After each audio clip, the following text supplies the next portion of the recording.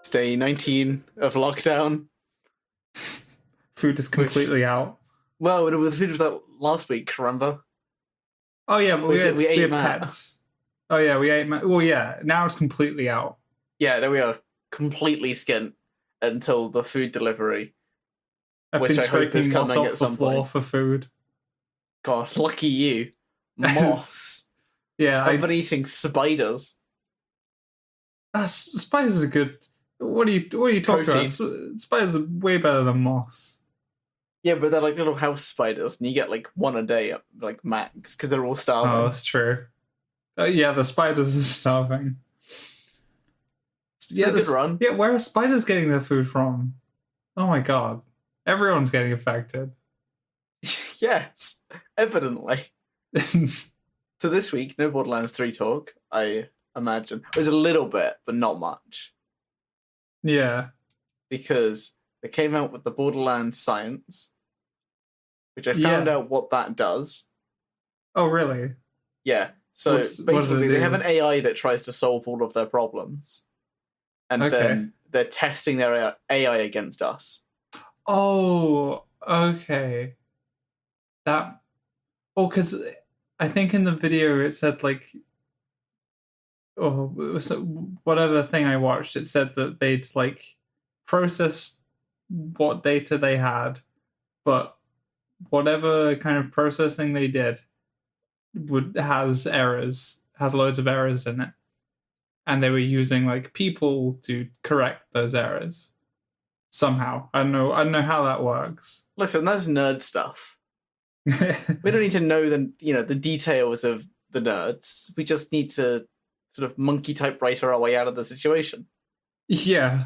For free skins. And you can just double buy. loot or something. Double loot. Yeah, have you not seen that if you do the challenges, you do the puzzles they give you, you get currency, and you can spend that currency on 50% higher reloads. What? More loot. Yeah. You can. No, it's for an hour. Okay, that makes a bit more sense. You just get flipping stat boosts. Yeah, they're not great. 50% better reload. That's pretty decent. I mean, for an hour, it costs 500, and I don't know if it's an hour game time or if it's an hour IRL. Because if you either one isn't even that amazing.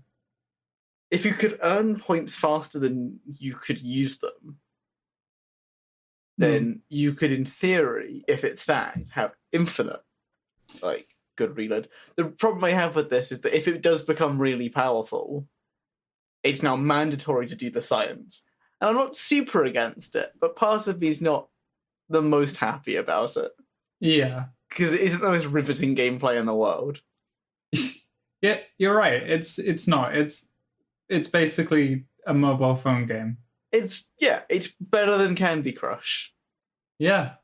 And that's just because it has a nicer art style. And also because Candy Crush was predatory in its nature. Yeah. Oh, with its microtransactional stuff. Yeah. It's true. Speaking of microtransactions. Well, it's more of a major transaction. No. It's a microtransaction. Is it? Yeah. Oh. So we're going to be talking about Dark Souls 3. Are we? Well, yeah, we are, because we're actually going to be talking about Sekiro.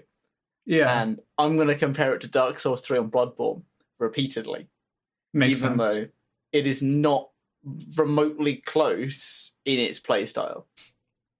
No, it does play really different. You can compare it, though. You can compare it. There's definitely a comparison to be made there. I see people made saying by the same people. It's not a Soulsborne game. It is a Soulsborne game. It has... Because in my eyes, it's the... Death is a mechanic to help you learn. It's got Estus flasks. Sorry. Healing gourds. Yeah. Or blood vials. And there's also the bonfire mechanic. Yeah, it's so similar, but so different. And somehow it's simultaneously the worst and second best that I've played. Really? Yep. Only second best. Well, I like Dark Souls 3 more. Oh, okay. That's a preference thing, though. I prefer the just hit them really hard. Okay. Stat boosting, like that kind of thing. As opposed to the posture system, which we'll get to. I really enjoy the posture system. I think that Sekiro is my favorite. I think we're about to have very divergent opinions. Yeah? Yeah. Let's get into it then. So I'll tell you what I'm up to, and you can tell me how you experienced it up until then. So I bought it yesterday. Yeah. Sorry, I bought it 2 days ago, but I started playing it yesterday. I've done, what's her name, Lady Butterfly? Really? And I've done the actual first boss, not Lady Butterfly. I can't remember. It's Japanese name. Yeah. It's not a main character. I'm never going to remember. So, okay, so because you, the area that Lady Butterfly is in, you unlock quite soon. Yeah, you basically, you leave the area, you beat the first general. By the way, that okay. I'm going to have to jump ahead of it, and then we'll have to jump back, that's where I unlocked Dragonrot, because apparently I suck. Oh, the first general. He, annihilated me. I hadn't swapped into Sekiro mode, I was still in Dark Souls mode. I was repeatedly trying to dodge, which isn't helpful. No. It's so, deflecting is the name of the game. That is what you're meant to do. I'm just trying to find exactly which guy this is. But the thing is, they're all pretty similar in their typesets, barring one, who we'll get to. This guy has this big sword guy. Yeah, I think he just hits really hard. It's like an early here's what a God Seed is, here's what a Prayer Bead is. Yeah. Right. Okay. He's not meant to be super challenging, but he is meant to be this is the harder enemy. Oh yeah. When I first fought him, I died a bunch to him. It's Did Dragonrot happen for you? Is that cutscene random, actually? The death cut, the first death cutscene. Yeah, the first Dragonrot cutscene. Is it random? Yeah, because Dragonrot inherently is random. It's a chance every time you die for someone to get it. So I guess that one random? Because I got it in 5 deaths. Yeah. I don't know if it's a lot or a little, or if it's expected. After your first death, you experienced the first cutscene where you got sent back to the dilapidated temple. Yeah. Yeah. There's that, and then but the Dragonrot one is the one where you just have to die a bunch and then it will happen. Yeah. I don't remember a cutscene for that. Yeah, you'll wake up and he'll be coughing and he'll be oh, I'm sick now because you died. Oh, the sculptor. Yeah. Oh, yeah. Okay. Yeah, I guess that was just chance-based. You encountered that pretty early. So I was a little bit off-put when that first happened. I've died 5 times and an NPC is already sick. Yeah. There's already a consequence of death after 5. I don't actually know if any NPCs ever die. No, I looked it up because I was curious. They just stops their quest progression, but they still exist. Okay. Does healing them restart it? Yeah, you can just pick up where you left off. Okay. So it's pretty inconsequential. This is the major issue I have with it, frankly, is that it's a Soulsborne game. So you're expected to die so much. Yeah. But then it punishes you for dying in more than just temporary, you have to go and farm some souls again if you want to get back to that same amount. It's there is a finite number of these things. If you die too much, you get punished. But then it doesn't do anything. So it seems this just seems like a needless mechanic. There is off-putting. There is one actual punishment, which is the loss of I don't know what it's called. XP basically, which is non-recoverable.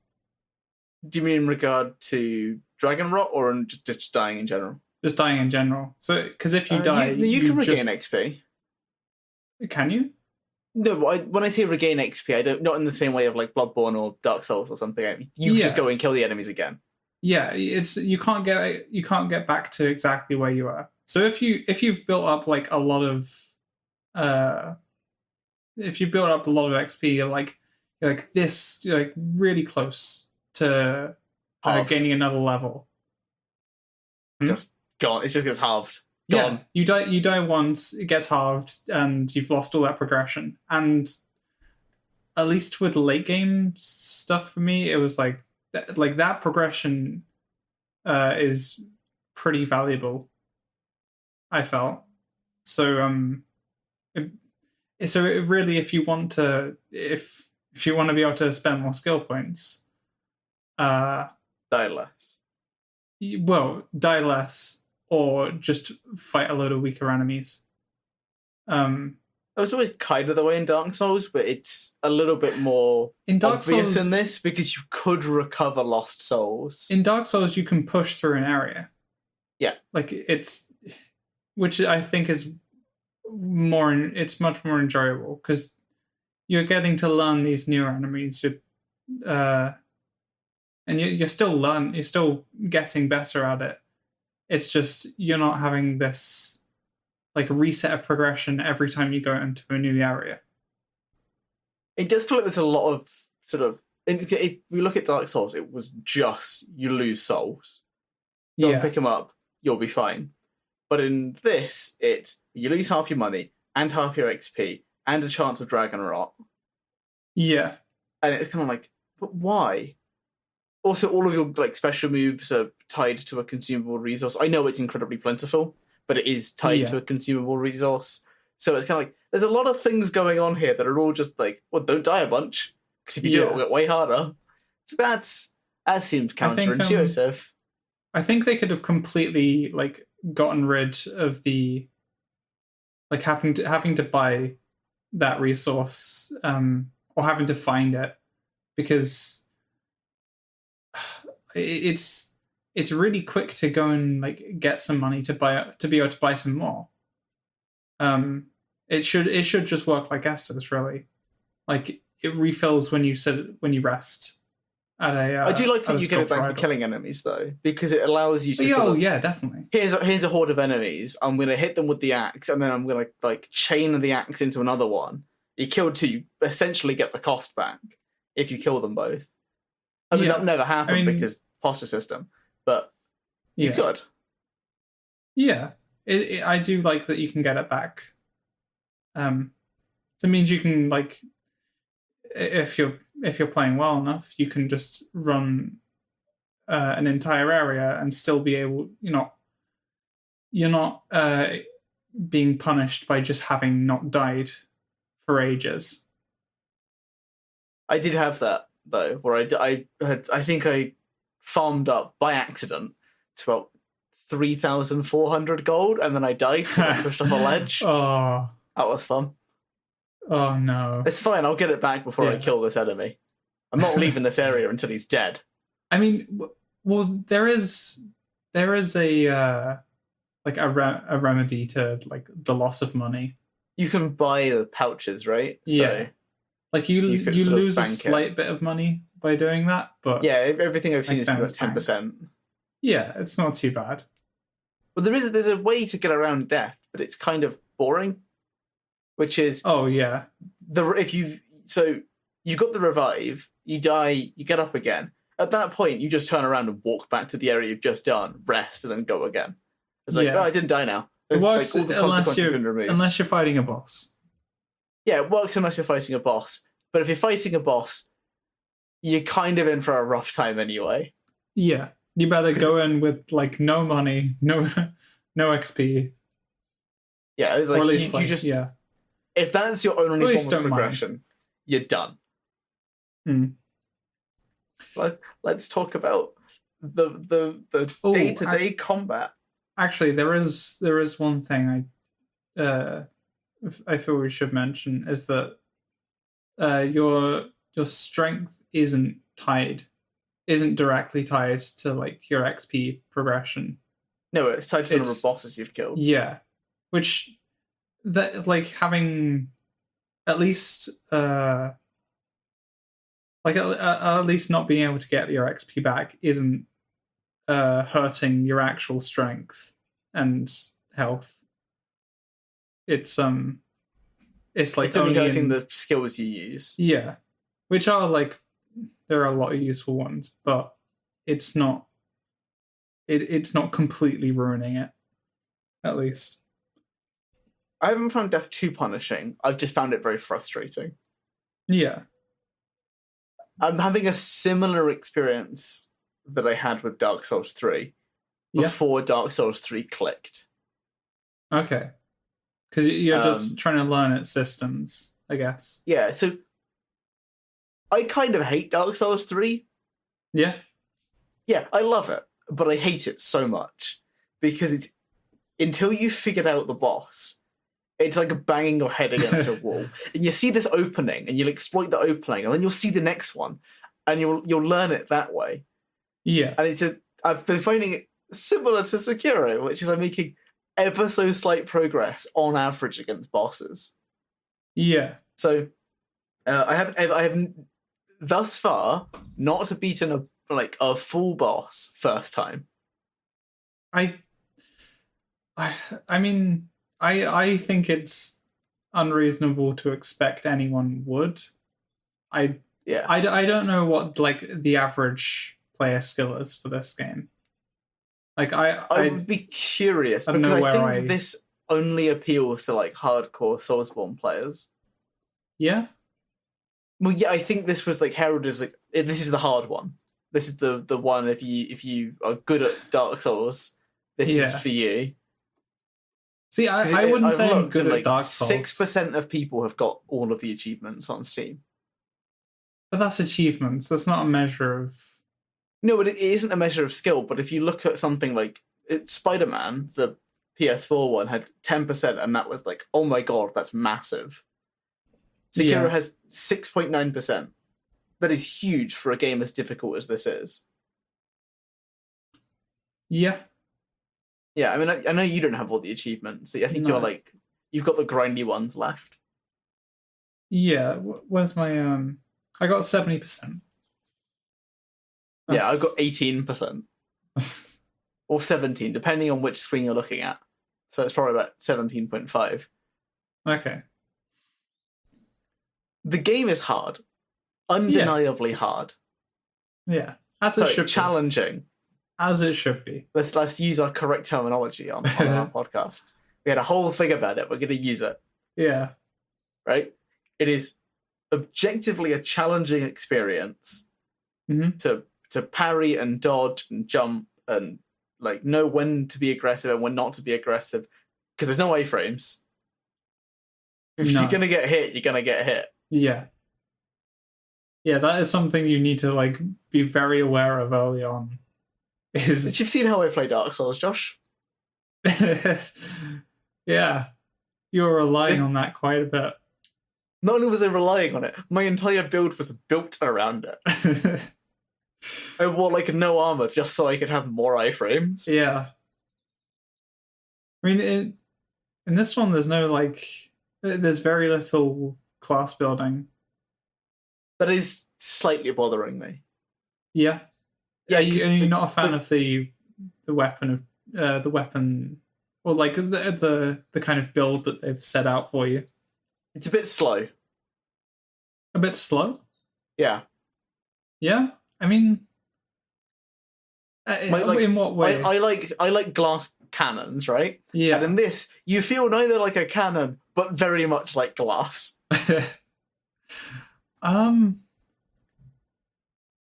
Like, Wolf does not take more than about 3 hits before he's categorically dead.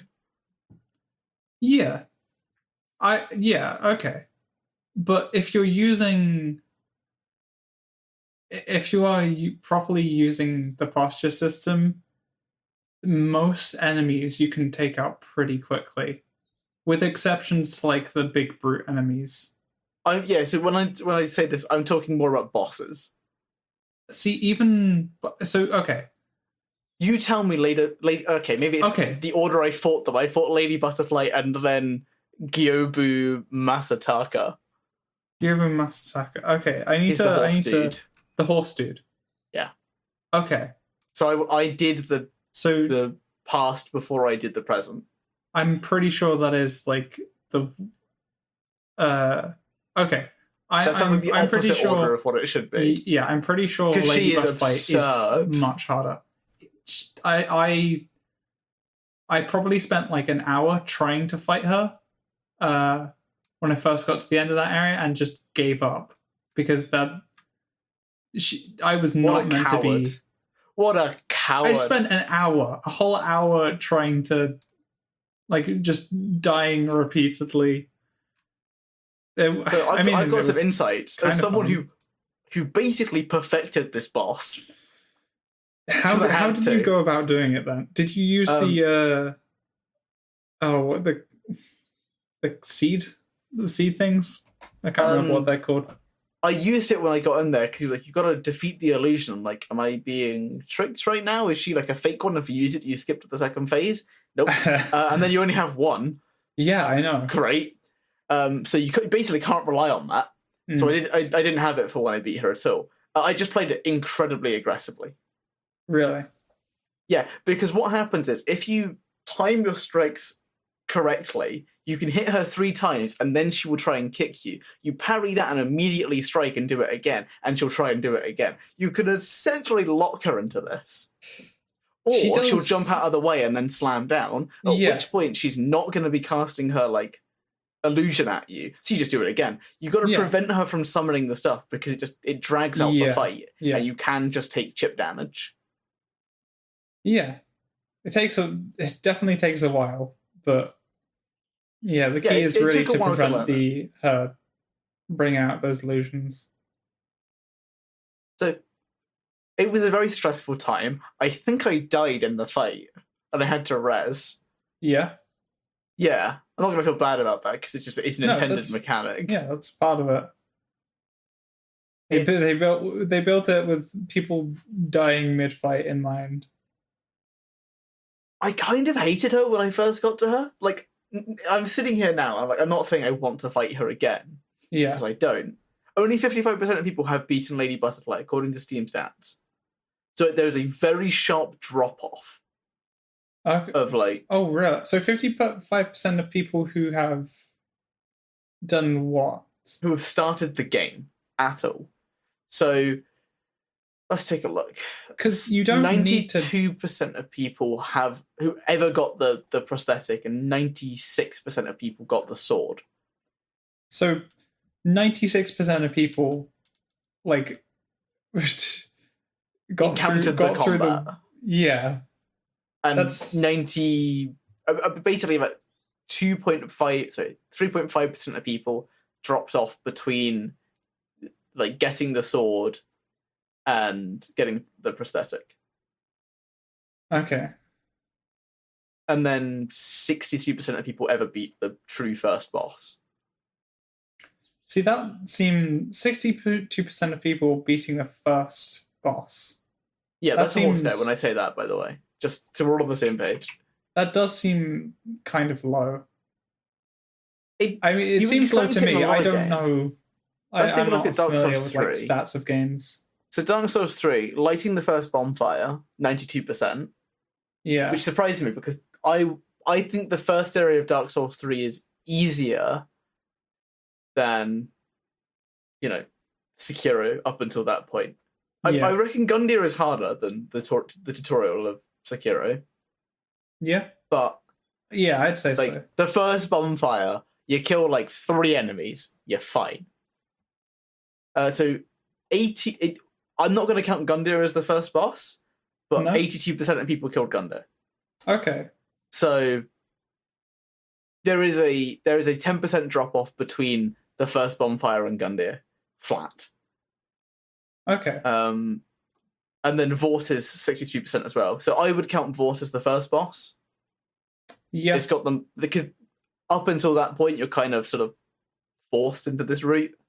I know you're forced to do Vorth as well, but it's sort of there's a whole area in between.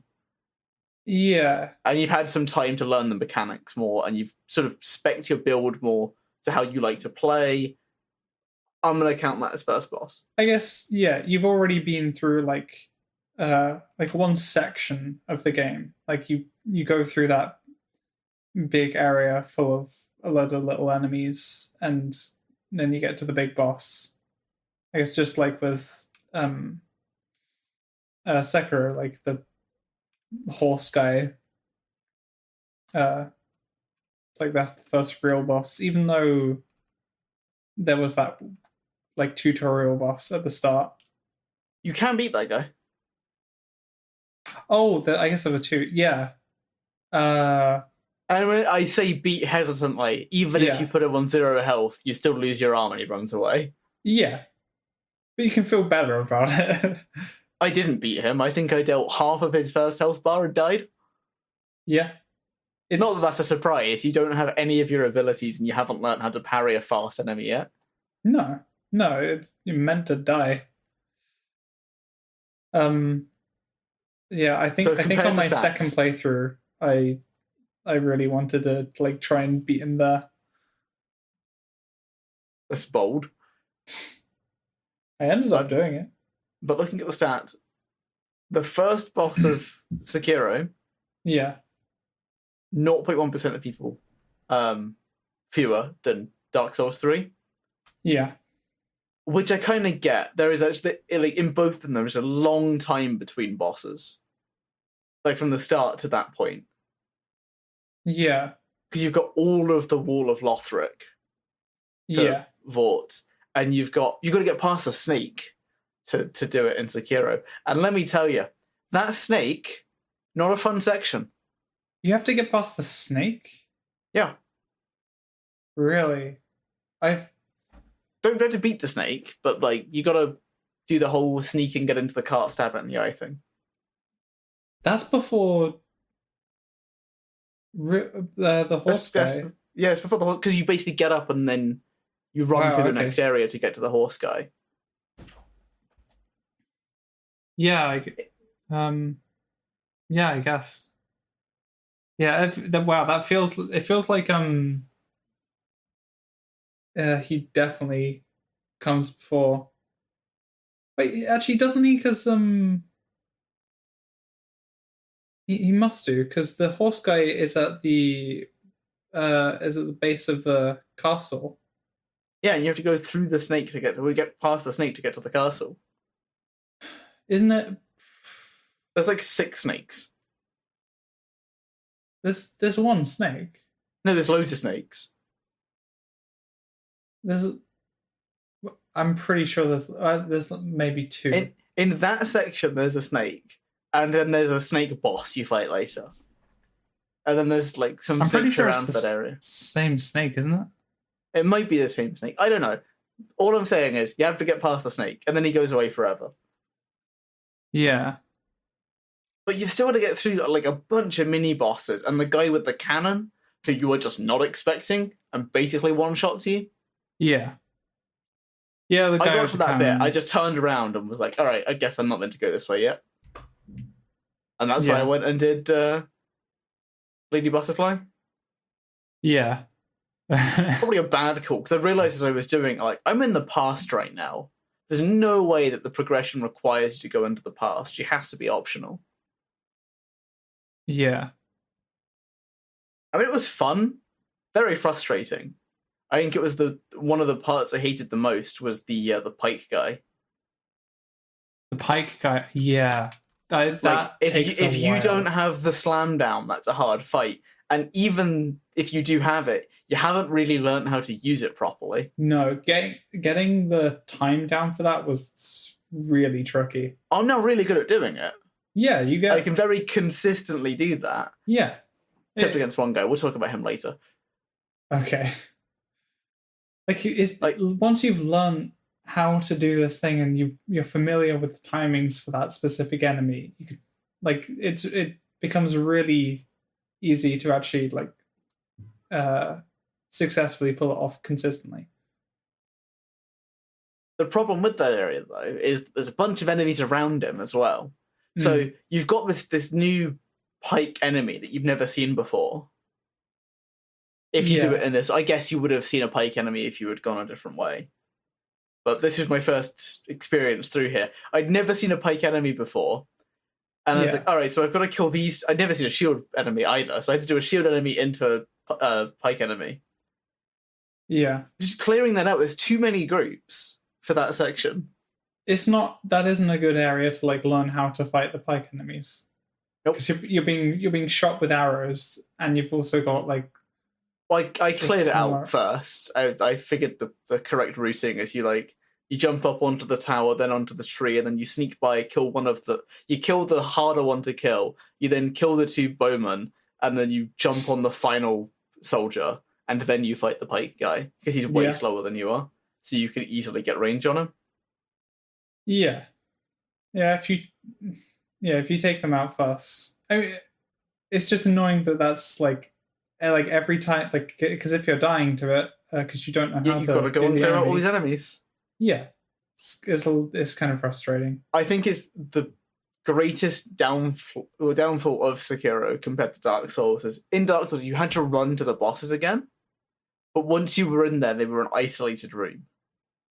Yeah.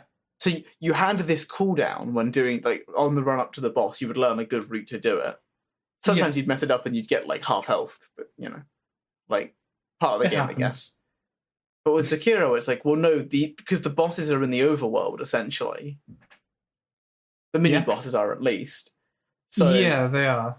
If you've got one you're struggling with and it's in a big area, have fun because you are going to be spending a minute and a half, 2 minutes clearing this area to sufficient quality so that you can go and fight this mini boss, so that you can then get one shot by it because it's a hard boss. Yeah.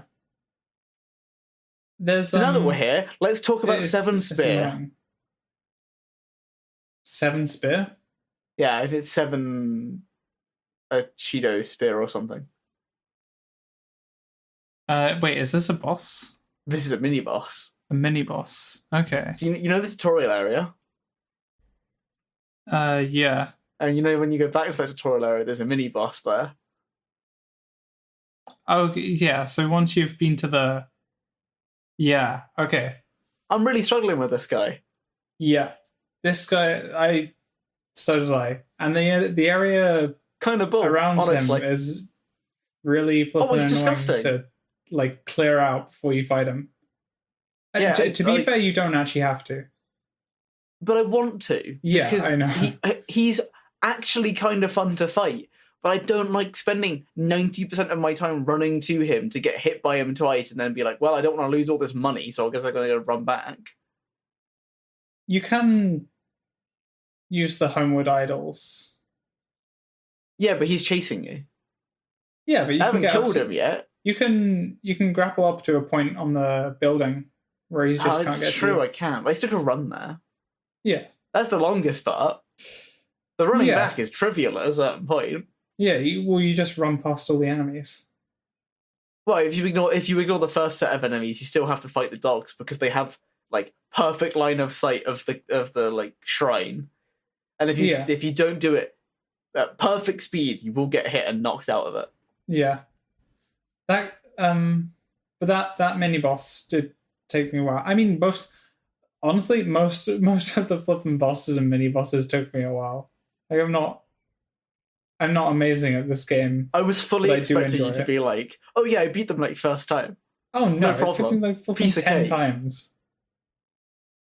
Definitely was a struggle, but on I'm not sure how the exactly how the new game plus stats kind of translate. I think you get one more attack power for every boss you do, and you get another revive. So I'm assuming that it's like the second playthrough is you are slightly more powerful than you otherwise would be, comparing to the first. I would assume playthrough. so, yeah. So I mean, so that probably aids to why I found it easier. But like fighting that guy a second time, it took like probably like 3 tries, I think, on my second playthrough. This might be because of all the skills you end up having. I mean, Because the skills are it's pretty potent. it's possible. I I assume you have the enhanced. Is it Mikari? Meraki? Oh yeah, the stamping on the blade. Yeah, the stamping on the blade, because there's a way to make that do more posture damage, and he does it so frequently that like it would probably decimate you if you had that. Yeah, I must have that then. On top of having more skill because you're further in. There is one difference with the New Game Plus stuff, I think. Is when you at least I'm pretty sure this is due to it being like after the first playthrough, is to negate damage. Like on the first playthrough, you just have to be holding block to negate damage. It just adds to your posture bar, doesn't it? Yeah. Like you don't actually take damage. You only start taking damage when your posture meter's like been broken. I'll be real with you here. I'm either taking full damage or no damage. Yeah, because either you were deflecting or you won. Yeah, and I came from we talked about Star Wars loads on this. Fallen Order, that's the one. Yeah. Similar style of like parrying, posture bar stuff. Yeah. So I thought, oh yeah, I know, I've got this, right? Because the first fight I got into, killed the first guy ran up to me, instantly like perfect deflected, killed him. I was like, oh, I must be fine at this. Turns out that doesn't hold up. It's way harder than Fallen Order. Yeah, I mean, I'd expect it to be. Stupid dumb Soulsborne games being harder than the hardest difficulty of a different game. Oh yeah. So on like New Game Plus playthroughs, the only way to negate damage when you get hit is to perfectly time is to deflect it rather than just block it. So you have to actually time it properly. That sounds probably one of the best ways to do New Game, thinking about it. Yeah. Because you don't really have to tweak the numbers too much then, because you're just like, well, just play better. Yeah. Right, the numbers are pretty much the same, you just I quite like it. Because it really does force you to, like, properly... like, because it benefits you as well. When you do a proper deflect, it does more damage to their posture. Yeah, it just encourages you to do it. Yeah. Better. Because it is possible to sort of deflect, or almost deflect, but take nothing from it, because like the damage you were going to take is tiny, or you deflected, so you don't really notice you didn't do it properly. Yeah. This, well, you'll know. Yeah. Yeah, because you'll be taking a load of damage. I won't, obviously. I'm perfect, so I would never take. Goes without saying. Yeah, it just comes with the territory. Yeah. I kind of am bothered by the way that the map is incredibly open. Yeah. Yeah, it feels like, so in normal Dark Soulsy, Soulsborne-y stuff, you can't really jump that high. So there's never really a section that involves parkour, or it's blatantly obvious this is what you're going to need to do. Anytime they use, I'm irritated. Anytime they use jumping into. It's not in Dark something Souls. They should be doing. It's mapped annoyingly. This might just be because you're a lefty, though. Oh, well, actually, I'm using control for all of these. Okay, well, fine then. I'm not. You press the left stick in to jump in Dark Souls. Oh, that's disgusting. Yeah. Why? I don't know. It's not used, like, ever. It's so rarely used.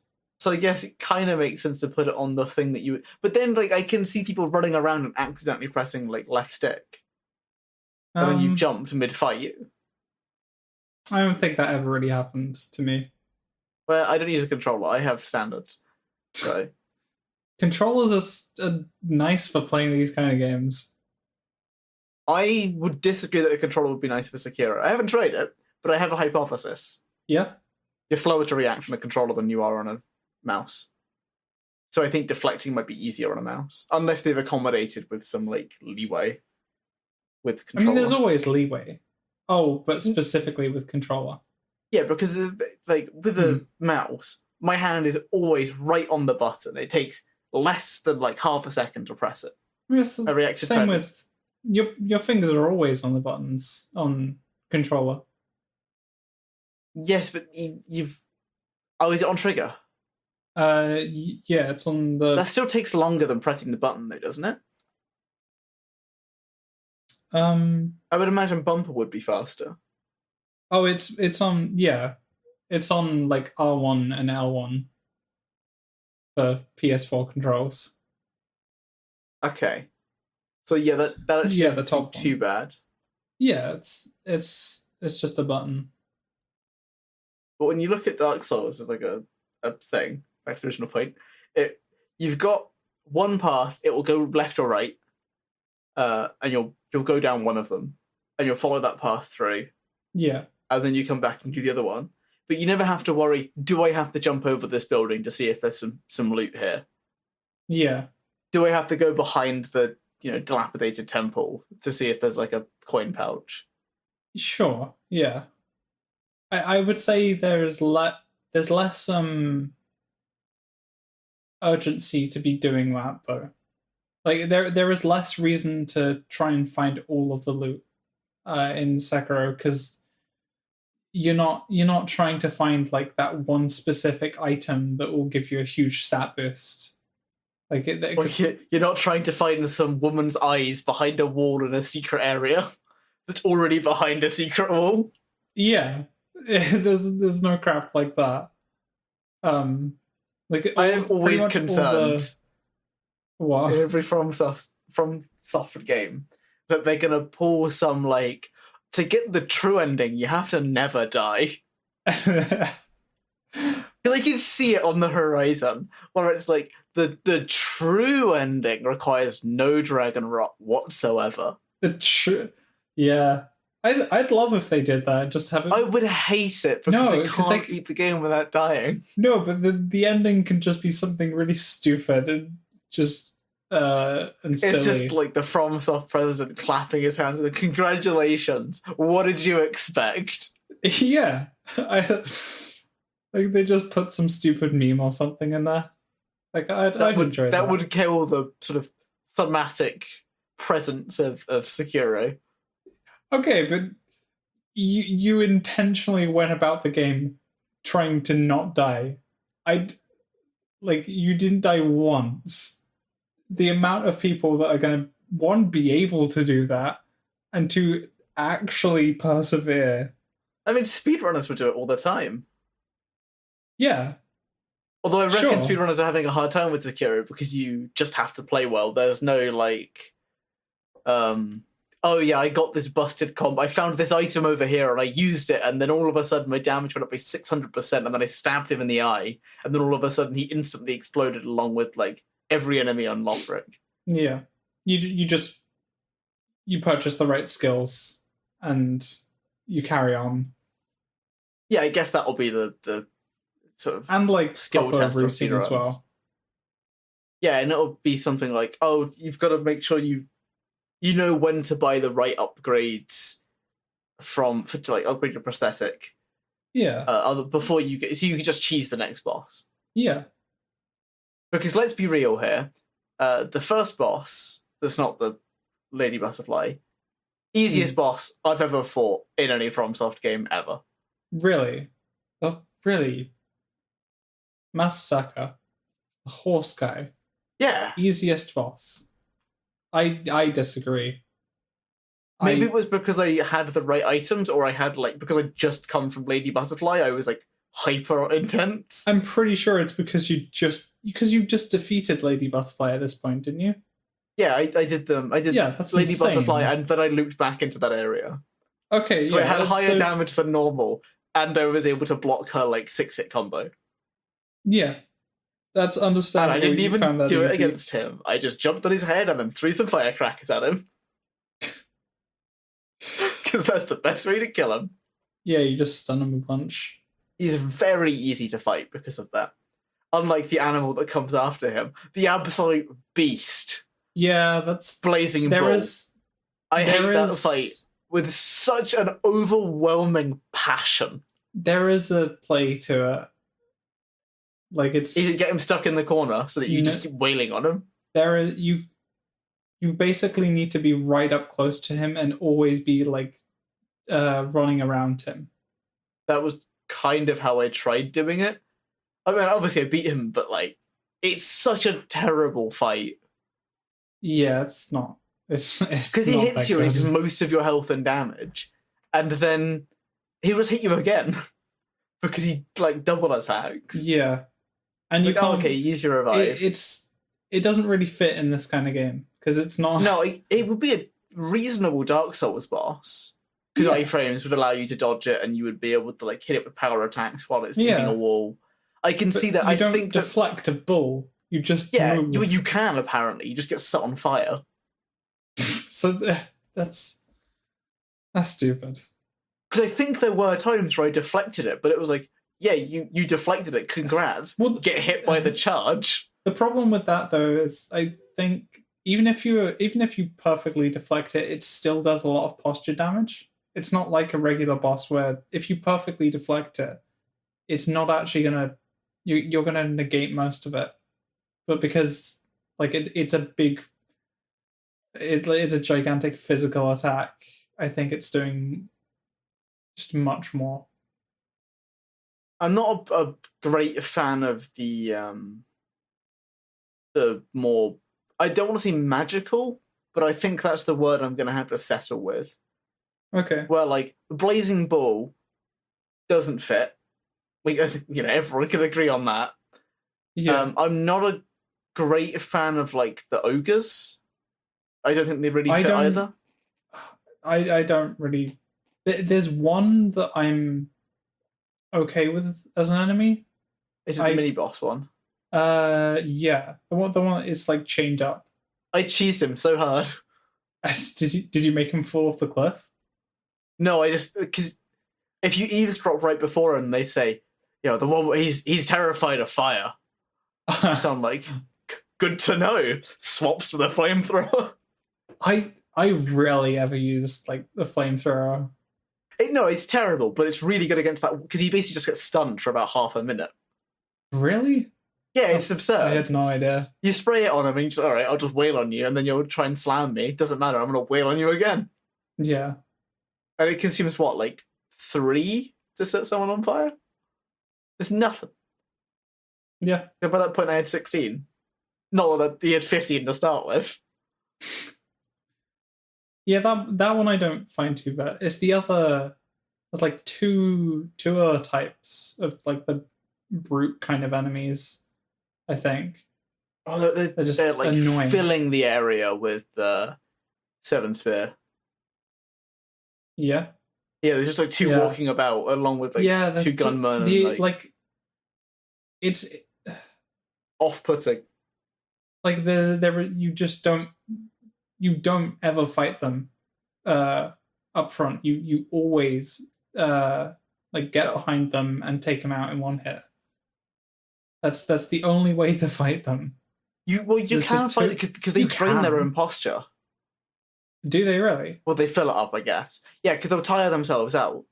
It takes so long though. Still. Oh yeah, it's not worth doing. You will take about because even if you deflect them as well, you take damage. Takes like posture damage. 2 minutes to kill. It probably longer actually. Yeah, I do not recommend it. Yeah, it's really annoying. I think in terms of magical like stuff there is, or like I guess there are some monkeys later on, I've heard. Yeah, there are Oh, I wonder how you'll find that section. Who knows? I may never beat Seven Spear. I'm not leaving until he's dead. So, fact. I'm too stubborn. To be honest, the you've got to go up and you've got to get through the castle now, haven't you? I don't know. This is what I was saying about open areas. You get to that bridge and there's 3 ways to go. Okay, yeah. Actually, I've been into the underground. That place is horrifying. The underground. You go in there, the guys shoot magic at you, and if it's just a curse. God, yeah, just you get terrified, you instantly die. Those ones, I didn't even beat them in like, I didn't beat them until I'd finished the game. Are they that hard? I just didn't go back to them. I probably could have, like, close to the end, but they're Terra is such an annoying. Well, it's I guess it's not exactly annoying, but it's something you really, really want to avoid. Well, it's like Curse and Dark Souls, but the difference between Curse and Dark Souls was that there was one enemy who did it. It was Deacon of the Depths, and it was on Deacon of the Depths. He just didn't care. Yeah, Dead or Depths? I don't remember. One of them. Yeah, he's on Deacon. You could cheese him. You didn't really care about the curse. The one I've found in Sekiro is you walk down. I got out of it and I never went back. But he shoots about 12 orbs at you, and it's like, oh, dodge this. Yeah. And then if you try and go near him, he puts them on the ground, and you instantly die. Yeah. Have you I think it's Divine Petals. I think it's the item that you used to put to fight those guys. I don't have it. Yeah, so that's it. It just does way more damage against spirit enemies. I think. Let me. I'm not against them. When I'm saying I'm against magical enemies, those guys are fine because they do feel like they fit within this. Divine Confetti. I have Divine Confetti. Yeah, that's what it is. So what does it say here? Yeah, it does more. It just does more damage to ghost-like enemies. Oh, but then I have to use an item. Yeah. Ugh. I mean, this is why it's probably better to just wait, because you'll get to the point where you can just buy a bunch. There are 2 things you know about me, Josh. You're not going to wait, are you? I'm not going to wait. I don't like using items.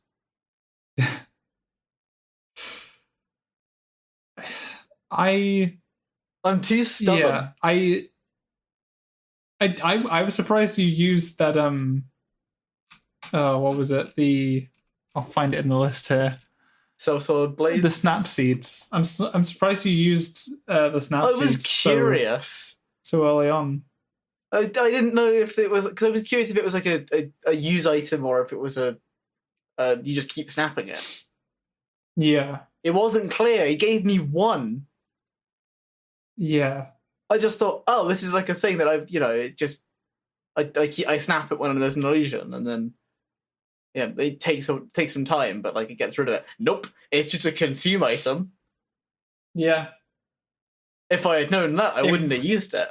I would have had commitment, and I did. I beat it without using a use item. I guess that's S doesn't count. That's past of. Oh yeah, that's it refills. Well, I guess that's part of the reason I suspect it's meant for way later on, because you don't get more snap seeds for much, for a lot of, until much later. 5 on the way to the horse, but yeah, it takes quite a bit of time to have enough where you can feel confident that you're not gonna that you're gonna beat Lady Butterfly before you use all of them. Because she's not really that hard of a fight. But I thought, oh, she's 1 health bar, so this must be a really hard encounter. Yeah. And I found her insanely hard. She's so fast. Yeah. And then you realise that she's really slow. After a while, you're like, oh, right, she didn't ever hit you with those fast attacks. She only hits you with the 4th and 5th one. and you can easily parry those or dodge. If you get like caught into the combo, like you're flipping dead. Oh yeah, But if you she can hits you quite with the easily- combo, you are doomed. You can quite easily avoid it. I think it's a pretty well telegraphed fight. It's a well telegraphed enjoy fight. it. I don't like her instant kill attack. Oh, It which never one hits is that? you. It's the one she jumps into the air, she stands on one of her strings, and then if she hits you with yeah. it, you just die. I do not think you can survive it, because I was hit by it twice, once on full health and once on half health, and I still instantly died on full health. Doesn't she like grabs onto you and like Slams you into the tears out ground your or something. neck? Yeah, it's Yeah. really dumb. It's a fine attack. You'll never really get hit by it, except if you're dumb, like I Yeah. was those 2 times. But it's kind of like, well, I if I think can't it's parry this doesn't seem to fit with her whole style. I think it's I think it fits with her style. It Felt like she didn't ever want to be that close to you. She never tried to get there, yet her like finishing move is, I'm going to jump on you. well, her attacking style was like either she was like throwing the things from afar, or she was like getting right up close really quickly and then jumping away again. Yeah, but if she grabs onto you, that's not jumping away. Well, no, because she's going in for It's the an instant kill, I guess. Yeah. I find that fine because like it's pretty easy to avoid if you're meant to be able to really reliably avoid it. It just always felt inconsistent in how she would jump. Yeah. So, I mean, not in a way that made her difficult, in a way that made her like very easy, but made the attack kind of just feel like a waste of time. Because she would jump up and like you just shoot her with a shuriken if you didn't want to deal with it at all, and then she'd land consistently. But a lot of the time she'd like jump at you, but then she'd just sort of move 5 feet forward and drop straight down because she got hit by like the hitbox of one of the things above her.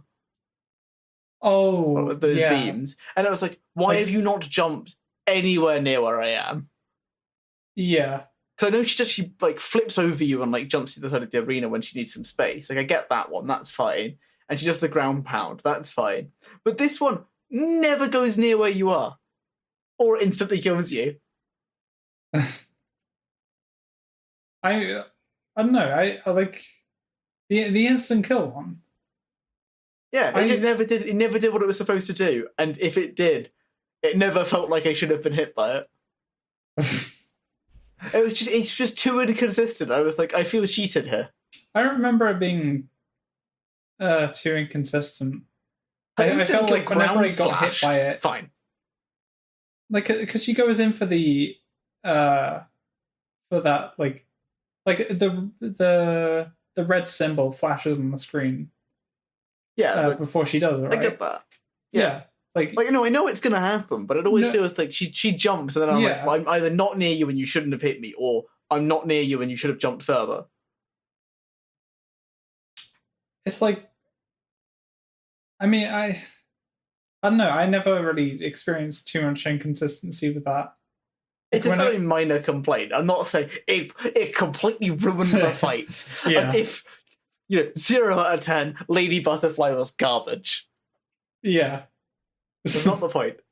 It just felt like there were a couple of things in that arena that should have been cleaned up. Yeah. Specifically that one attack. Everything else was kind of fine.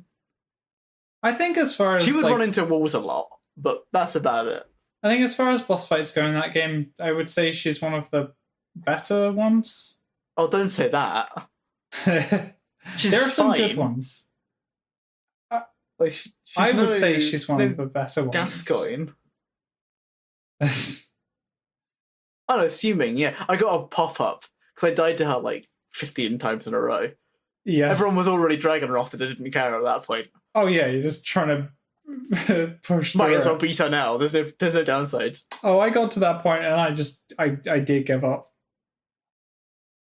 Well, no, they didn't get Dragon Rotted. They were Dragon Rotted way before then, as I was on the approach up. Yeah. Because of that stupid goddamn Pike boy.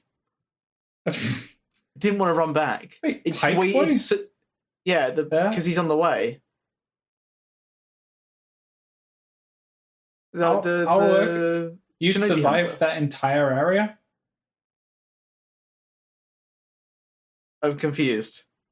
As a Pike Boy, because the Pike Boy is like quite a bit. Is a little bit. Yeah, before. no, but he killed me so much that the dragon rotted. Oh, sorry, yeah. Yeah, no, I very much did not survive that area. The next one I did first try. Okay. It's way easier. So yeah, you did. Okay, I took a few tries on that. The bigger guy there. It was because you jump over the house and stuff. I misunderstood what he said. He said like go back to the entrance or something, and I was like, go back to like the start or go back to the entrance to the manor. I was like, no, just jump over this roof here, and it was like, okay, that was very unclear. Yeah. Hold my hand a bit here, game. Everything's on fire. There was actually, I think after you've done the castle section, where you are in the game right now, I had to look up like where to go because I just I hadn't been paying attention probably to like something that was said, or I'd like left it, or like I defeated like the area's boss, and then I like quit and came back the next day, just not knowing where to go, and it's not exactly clear. Well, yeah, because you're not hearing it, you're like reading it, and you can very easily misread something because you're skimming it. Yeah. Because like, I assume you don't read it word by word, but like when they say it, they're reading it word by word. Yeah. Just to clarify, just so we can be elitists on this one, I assume you're playing it subbed. Yeah, I think that's a better way to play it. I did like that it just popped up and said games in Japanese. Yeah, that was it, and it fits because it's a feudal thing. Yeah, it's based in flippin' Japan. Also, we get to skip the whole like dialogue in Dark Souls 3 is really clunky and kind of terrible. I enjoy it. I reckon in Japanese it would actually flow a lot better. I enjoy the dialogue in Dark Souls. Dark Souls 3 dialogue it's slow, but it's really slow. I don't mind it. I have found myself skipping all of the dialogue in Sekiro. I'm reading it, but I'm not listening to it. Okay. Yeah. As I didn't like to. Well, not on first playthrough at least, but there were a lot of areas, a lot of times where I did. At the beginning, I was like, no, I'm going to listen to it. It'll be fine.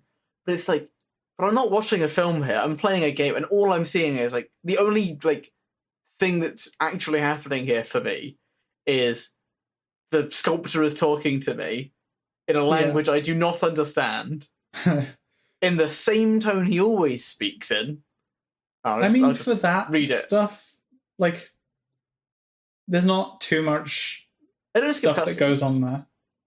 Oh no, yeah, cutscenes I'll leave as is because like they actually do something. Right, it's a whole film.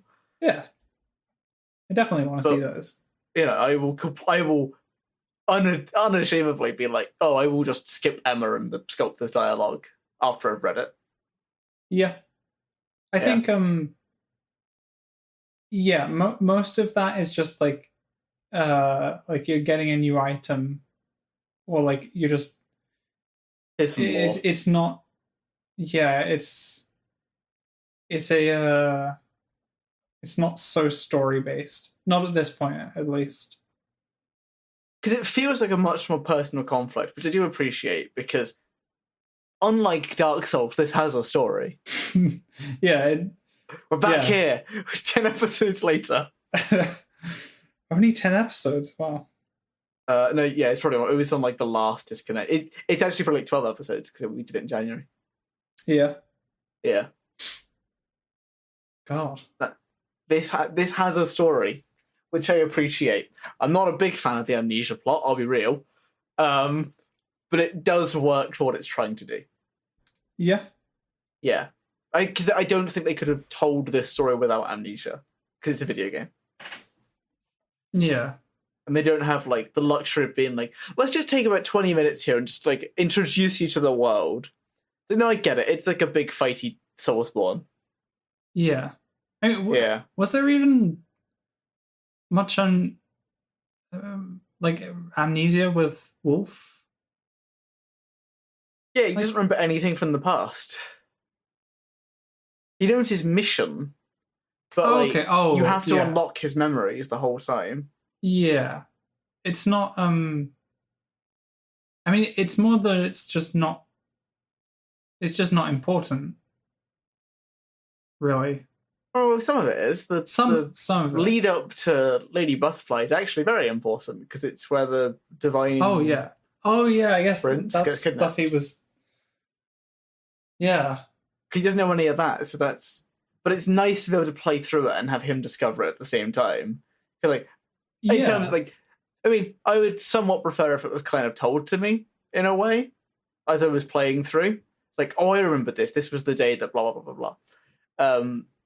But because of, like, it's convenient for game mechanics. I think it's nice to have... Oh, this is what this is. I think it's nice to play through the story. It's nice. I like that they did that because, I mean, too often games do decide to, like, just explain this one bit through cutscene.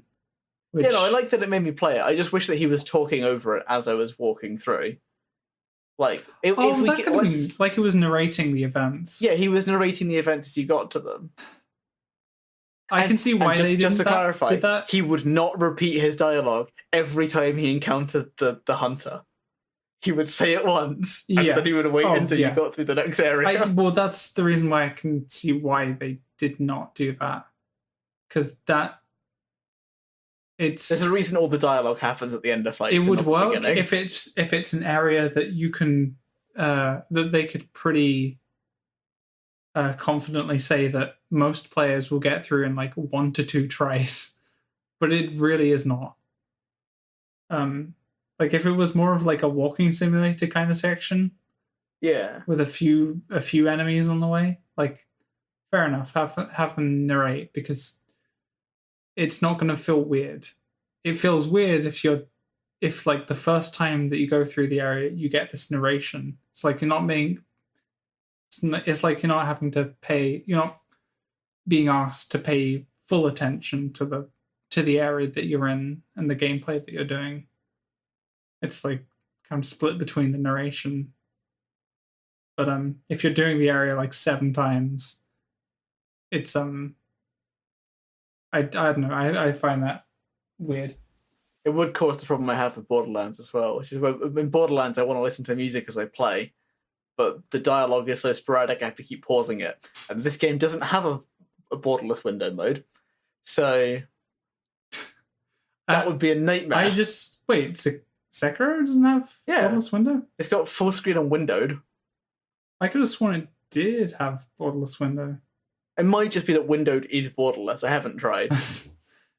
Because I usually run like a tool to make games. I think Dark Souls 3 doesn't have borderless window. It also does not. No. And because I use what's it called? I use a tool called Full Screenizer to do that. So it just makes it borderless window. I would do that, really, but nice. I'm way too lazy, and all games now have borderless windows except FromSoft games. I don't play many of them. I've played 3. They only have they only have 4 on PC. To be fair, they only have 5 Soulsborne Kiro games. No, we're calling them Soulsborne. We're dropping the Kiro. The S in Soulsborne is from Sekiro. It's Soulsborne Shadows Die Twice. No, that's just too long. You know that. Yeah, but it's shorter than saying 5 games. You just say Soulsborne, everyone's going to lump Sekiro into that. I feel like Sekiro doesn't get the respect it deserves in that name scheme. It's a very divisive game.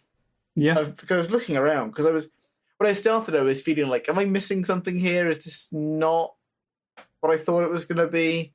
It turned out to be what I thought it was going to be, this like posture system. But at the beginning, it was like, no, you just whack them and they die. They lose health before they lose posture. Yeah. And a lot of people will say, this is the worst game that FromSoft has ever made. And I'm like, chill. They made Dark Souls 2.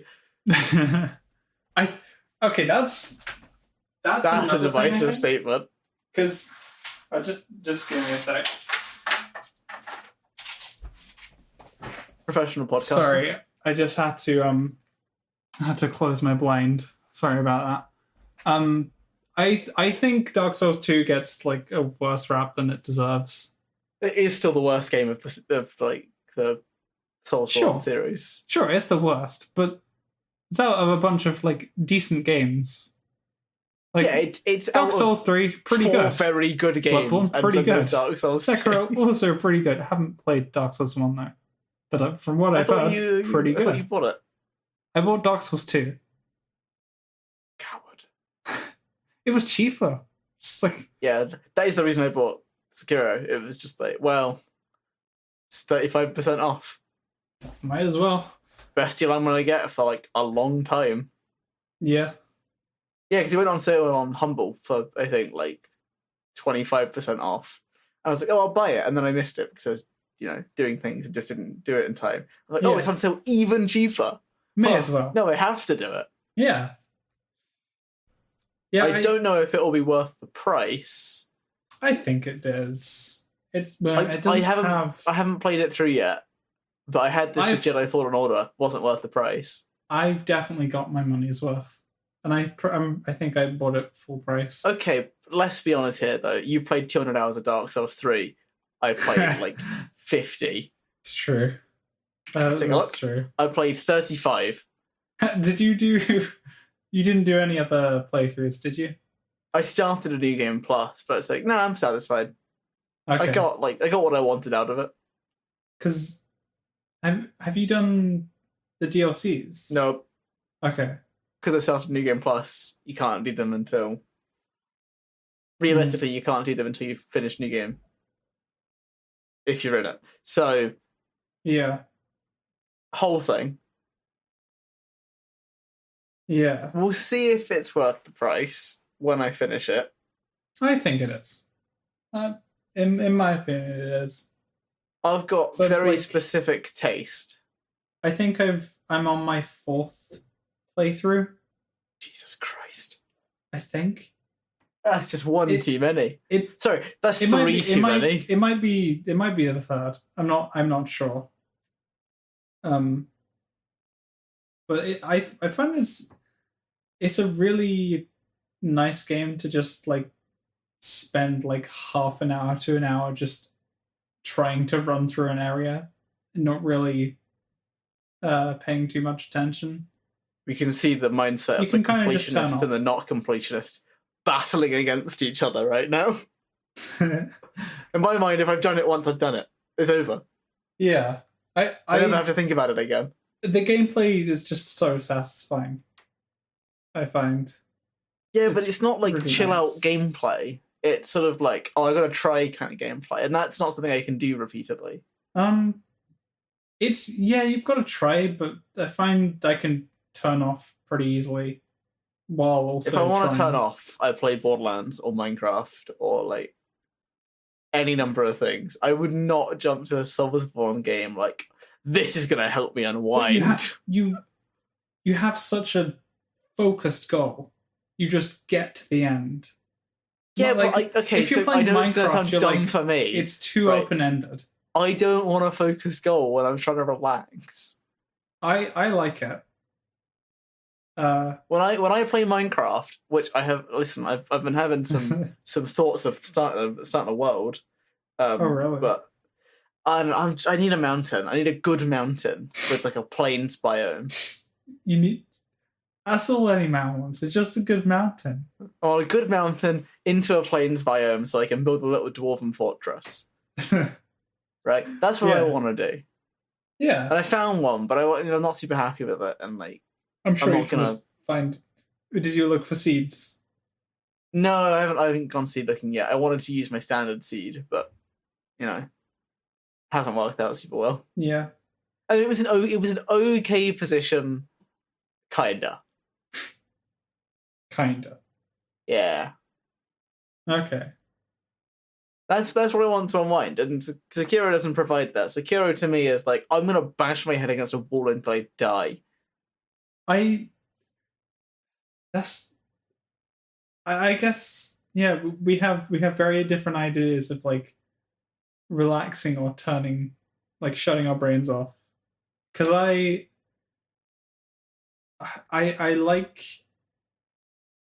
like that it's this very focused thing that you have to not exactly pay attention to, but it's you're just doing that. You're just going through the area, fighting enemy after enemy. There's not. It's a very small game loop. It's like Okay, you're deflecting, you're attacking, you're occasionally using an item. That's about I've it. got a counterpoint. Okay. Sekiro isn't a fun game to run through. What do you mean? So in Dark Souls, I can run through an area, I can like slash at the enemies and they'll die because damage numbers and you don't have to deal with their posture. But Yeah. every time I'm like, I'm gonna clear this area out, either I'm stealth killing everything or I get drawn into this long, drawn out battle. Mm-hmm. And I don't like that. It's not a fun game to fight multiple enemies in. Okay, there is so many points that I've encountered in my like 8 hours of gameplay that are just antithetical to the entire premise of the game. Yeah. So, when you're approaching the drunken guy, I don't remember his name. There's like 9 enemies just standing there. Like, either go through them or go around them. But you have to do this to get to the mini boss. Yeah. Like, but why? They don't need to be here. Yeah. I can't run past them. That definitely is like a pretty big issue with. Unlike Dark Souls, you don't have big AoE clears. I mean, do you have big AoE clears in Dark Souls? Kinda.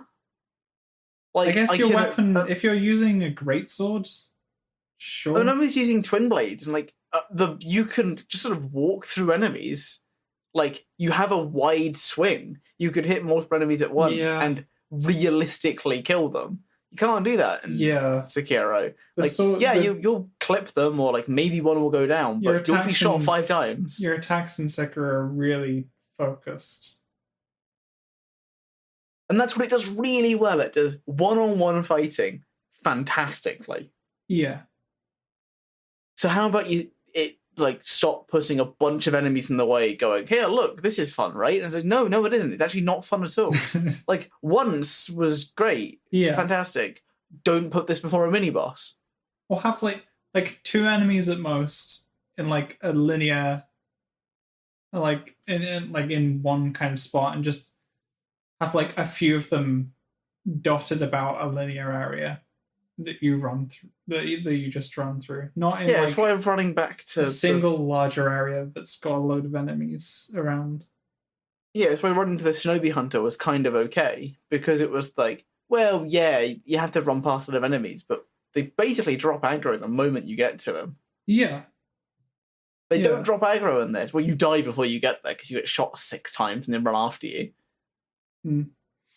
They're not super great. But the thing is, the drunken area, once I figured out what I had to do, that was fun. It was a nice problem solving, like, how do I kill this enemy? What's the best, like, assassination technique here? And I was like, oh, I'm going to pick off all of the dudes, and then I'm going to stealth hit him, and then I'm going to bring in the second guy, and then we're going to hit him together. I'm going to use him as bait, and I'm going to just hit him in the back. Yeah. Right? That was fun. It was like a nice, I solved it. It was great, because he's way too hard of a fight if you fight him head on. You just can't do it. Yeah. You get poisoned. I think, apart from the mini bosses, like those areas, I think, the rest of the content is, like, pretty fine for running through. Because either Yeah, it it's is. an But there's either nothing it's to a do boss. except the mini bosses. That's not true. I mean, there's the bosses. Okay, yeah, but it's mini And- boss to boss, and that's it. And the other areas, I mean, I've after playing through it a few times already. Yeah, it's not. I'd rather just be fighting the bosses. But Oh my god, you've finally seen my way of seeing things about Dark Souls 3, where it's just, I'd rather skip everything and just have the bosses. oh sure, but I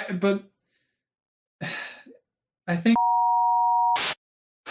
Well, back with this again, Few technical difficulties. and not 24 hours later. Nope, no. Well, it's 23 in a bit. Ah, that's true. See, I was right. You were close enough. Yeah. We just said it wasn't. We left it, I think, and we're kind of guessing, but kind of not. You were saying the areas are easier in Sekiro than they are in Dark Souls. Yeah. So, in general, one other thing is, it's been like months since I played either of the games properly. So this I'm prepared to accept that I'm wrong on this, but they also feel shorter, or at least the time, like having the mini bosses there, maybe, like Yeah, I think maybe each makes section the it's punctuated by a mini boss. yeah, so it makes things feel shorter. Yeah, It feels simultaneously incredibly large and tiny, and I don't know if that's just me. like the entire game. Yeah. I do get that.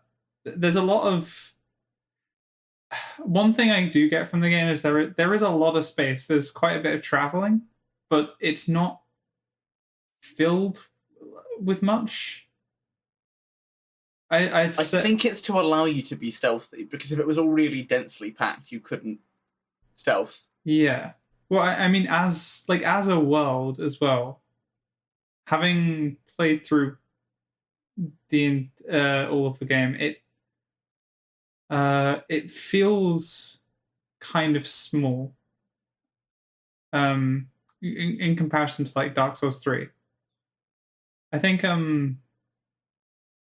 I mean, part of that is to do with just like you go to a gigantic flipping castle in Dark Souls 3. You go to some very like mythical and just enormously impressive looking areas, whereas Sekiro is more set in reality. Yes, but also no. Well, it's no not set in snakes in real life. Okay, yeah, it's not set in reality in any way, but like the buildings in that game are somewhat realistic. Normal. Yeah, yeah, I can imagine this is what was around at the time. Like Anor Londo in Dark Souls 3, not at all practical. I don't think those. I don't know. It's very well designed. It's like 1,000 feet in the air. It's got a rickety, crumbling bridge and leads into two massive doors no human person can open. Yeah, I don't think it's cool looking. Sure, can it be built in real life? Probably not. Yeah, I reckon it could. Yeah, usable, but built. Yeah, I reckon a human could build it. Like the entire city, you think would be like structurally sound? I said they could build it. Okay. Yeah, I'm not wavering from this position. It's buildable. Could you walk in it? Probably not. Could you live in it? Almost certainly not. Yeah. Could a city of people live in it? No. Yeah, definitely. It seems unrealistic. As opposed to the flying ninja bird people in Sekiro, they are very realistic. Flying ninja bird? In Ashina Castle, you have to go on this stupid... Go past all the ninjas, but they always come in pairs. and they deal like a huge amount of damage, and some of them are on fire. Yeah, so this area like takes a while. It took 5 attempts for me to do over 2. Well, basically, after we stopped last night, I gave it a go. And no, that's a lie. Sorry, I've had a really weird sleep schedule. This morning, I took a crack at it, and I just beat it about 15 minutes ago. So, are you in? So you just got inside the castle? Yeah, so I got into the castle. I cleared out the top layer of blue samurai people, and then I was like, I don't want to go into this area where there's a samurai, another guy, and a woman. The woman was the scary part, obviously. I don't actually know what they do. Okay. So I thought, I'll jump down the hole.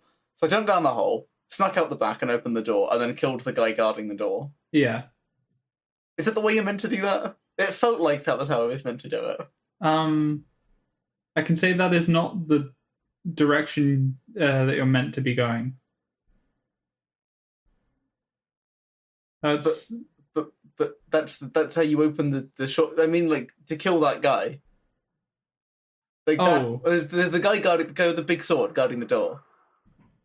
Oh, okay, yeah.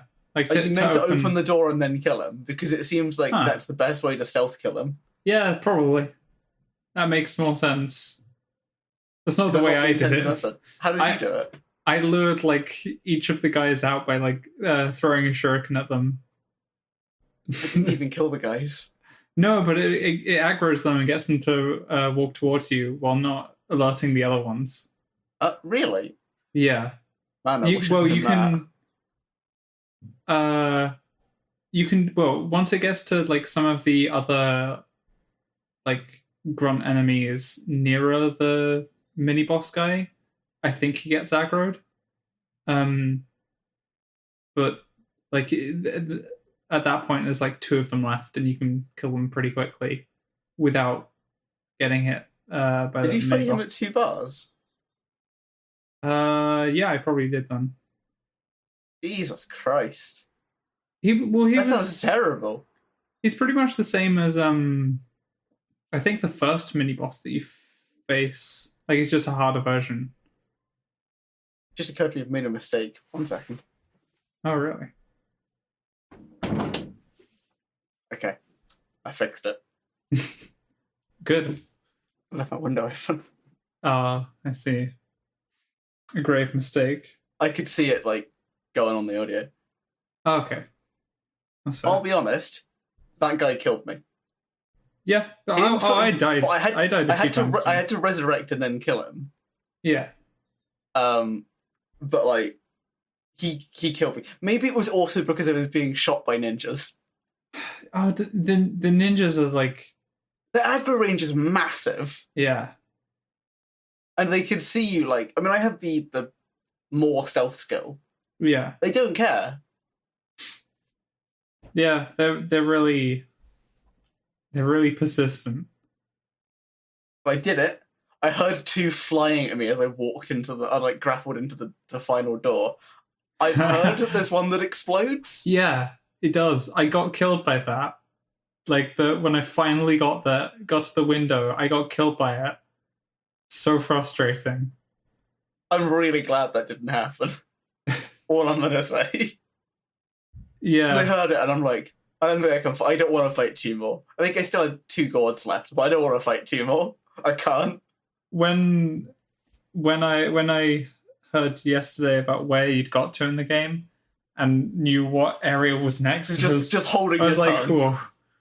I wonder how he's gonna. I wonder what his opinion's going to be on this, because it's a real jump in difficulty. They just throw these enemies that you can't really deflect easily because with their shirt, it's like they're hitting you multiple, like many times a second. I just gave up on deflecting them.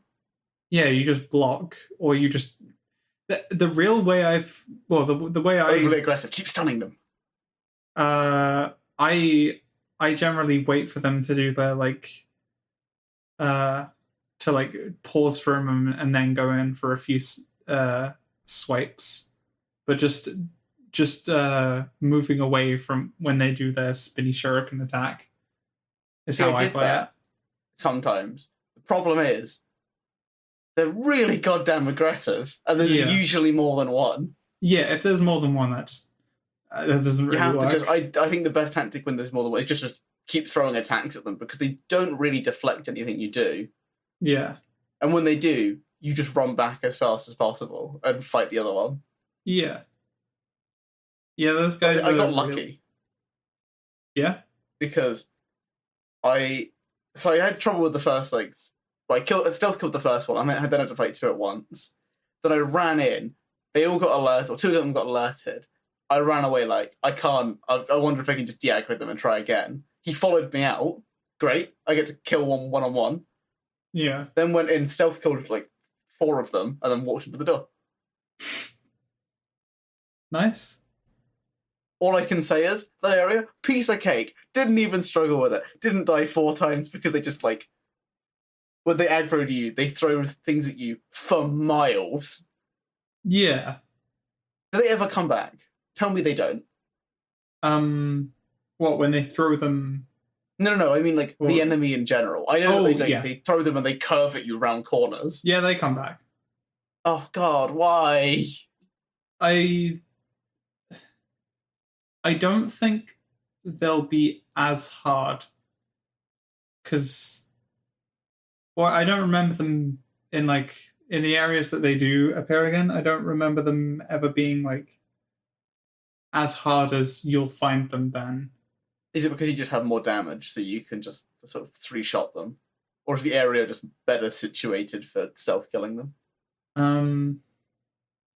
I don't think stealth killing them is ever really a thing. I think it is more just that there are less of them. Like I think the most will ever be like just 2 of them at once. It's still not. That's still quite a lot. Not. Yeah, I know. It's still not a nice situation to be in, but like the ones covered in feathers are the ones we're talking about.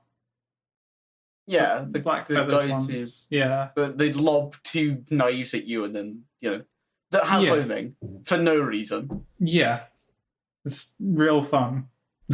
A staggering homing long range projectile. What's not to love? It has to be a troll section. It's like the classic, ho ho ho, we got you. Look at me. What do you mean? Oh, they all have them in all Dark Souls, from what I've seen. There's always one section that's just like, this is a joke. This is here to screw you over. Okay, just there purely for that. Yeah, it's like you don't expect a guy to run in and explode at you for literally no reason. Oh yeah. Imagine your job is I'm the kamikaze if someone gets to the window. Yeah, that's on your resume. I was a kamikaze. I didn't do my job. Your sole job is to just ruin this guy's day. That's it. It's not in any fair way. It helps that every enemy is also like has dragon blood in them or something. So they all respawn every time you have a little nap. Yep. Really? Wolf isn't that special. No, he's just he can just do what every AI character can do now. Except he gets punished for it. Yeah. At least he's a strong, competent guy. Yeah. A 1v1 guy with horse. Yeah. He's a pretty good shinobi. I would say he's the best shinobi by the end of the game, considering he murders loads of them. Well, yeah, you've got a good point. You kill a giant snake. Your dad. Your dad. You kill lots of things. You kill an old woman. Yeah, the toughest enemy of all. I mean, she's pretty rough. If you don't know what you're going into. Oh, I thought you were talking about the other old woman. Are we having more technical difficulties? Is this actually happening? Are we? You cut out. Oh my god. No, we're pushing through. We're pushing through. That was close. We got like 15 minutes in. We're gonna do this in 15-minute segments, like every day, and then on one day we'll do a 30-minute segment. Oh, Truly, God. the optimal way to record a podcast. Yeah, spread out throughout the week. Yeah, with a discontinuous conversation. Yeah, you have to remember what you were talking about before you can carry it. So you get like 5 minutes of actual conversation each time. What's different? What changes? Yeah, good point. Just pad it, 25 minutes of nothing. Yeah. Not like less people can watch it. Less YouTube adds a minus to their counter. So, this is where we are. I have learned, though, the Makiri counter. It's my favourite ability in the game. It's fun. I don't know how to do it on people with swords, though. You can't. Can. On people with swords? Big swords. The lunges. Oh, yeah. You can do it on like the... Because, alright, so in between this episode... No, there's this section and the last section. I beat 7 spears and the Lone Shadow Swordsman and the guy in the front of the castle. Yeah. Right? I was very happy because I beat the 7 spears. I took no damage. I cheesed the Makiri counter. I'm a god. I really like pulling that move off. It's really satisfying. Just so satisfying. Yeah. The problem with it against 7 spears is he's a massive delay on the lunge. You'll get the perilous symbol. Yeah. And then you have to wait about a second and a bit, and then you can Makiri it. Otherwise, you just get... That's what was killing you repeatedly, is I was trying to do it, and I wasn't realising that... Well, I was kind of realising that it had a longer wind-up than it had a active phase. You can't help it, though. It was just like, well, I see a perilous symbol, I must dash in, or I must dash sideways. Yeah. I think it's even worse, because I'm pretty sure he has a couple of different wind-up times to thrusting. Yeah, he has one where he'll do it, and then he'll throw a second attack afterwards, which no other enemy does. Yeah. Which, by the way, that's like the best way to be building up posture on him. You get so much. Like if you deflect that next one. That is how I decimated him. He stumbles and you get loads of attacks on him as well. You get 2 attacks on him. You can get 3 or 4. That is not loads. And 1 lunge, I think, does more than that anyway. I mean, it's lows and that's about as much as you'd get in loads in Sekiro terms. Yeah. It's really annoying though because he doesn't do stairs at all, which there was one run, but I didn't win it. And I was kind of tempted to throw it anyway, which is he got stuck on the staircase and I was able to hit him. Oh, yeah. And I could just dash out. Yeah. And he couldn't do anything about it. He still has such a long range that sometimes he will just hit you if you mistime it. Mm. But there were times where I would do the Makiri counter and then I would block the next one or deflect the next one, and they'd run up the stairs. It's like, why? How? So I couldn't even get the attack off. You just gotta fight away from the stairs. Yeah, you don't get much choice, to be fair. There are some attacks you can't block. So you just have to jump backwards. Yeah. Overall, fun fight. Lone Swordsman guy, not a fun fight. So, Lone Swordsman, where... He's the guy that leads into the dungeon. So if you imagine where 7 spears is... Yeah. No, you know the hole that you start the game in? Oh, is it the So we're back after yet another internet cutout. This is... The timing on these is just perfect. Someone's screwing with me. I swear. Someone doesn't want to hear our scathing critique of Sekiro. It's not even that scathing. They're saying it's a reasonably good game and you would recommend it under some circumstances. Get them. Savages. I know. We're on the Lone Swordsman. Yeah. So this is the purple clothed guy. Yeah, he's in the hole. Yeah. That guy sucked. He sucked. The arena is terrible. The arena is awful. It's way Also, I too didn't know small. you could stealth kill him for ages. Oh, you can't if you've already You can't if you aggroed. go through the... Yeah, no, you can. He goes back. Does it? Yeah.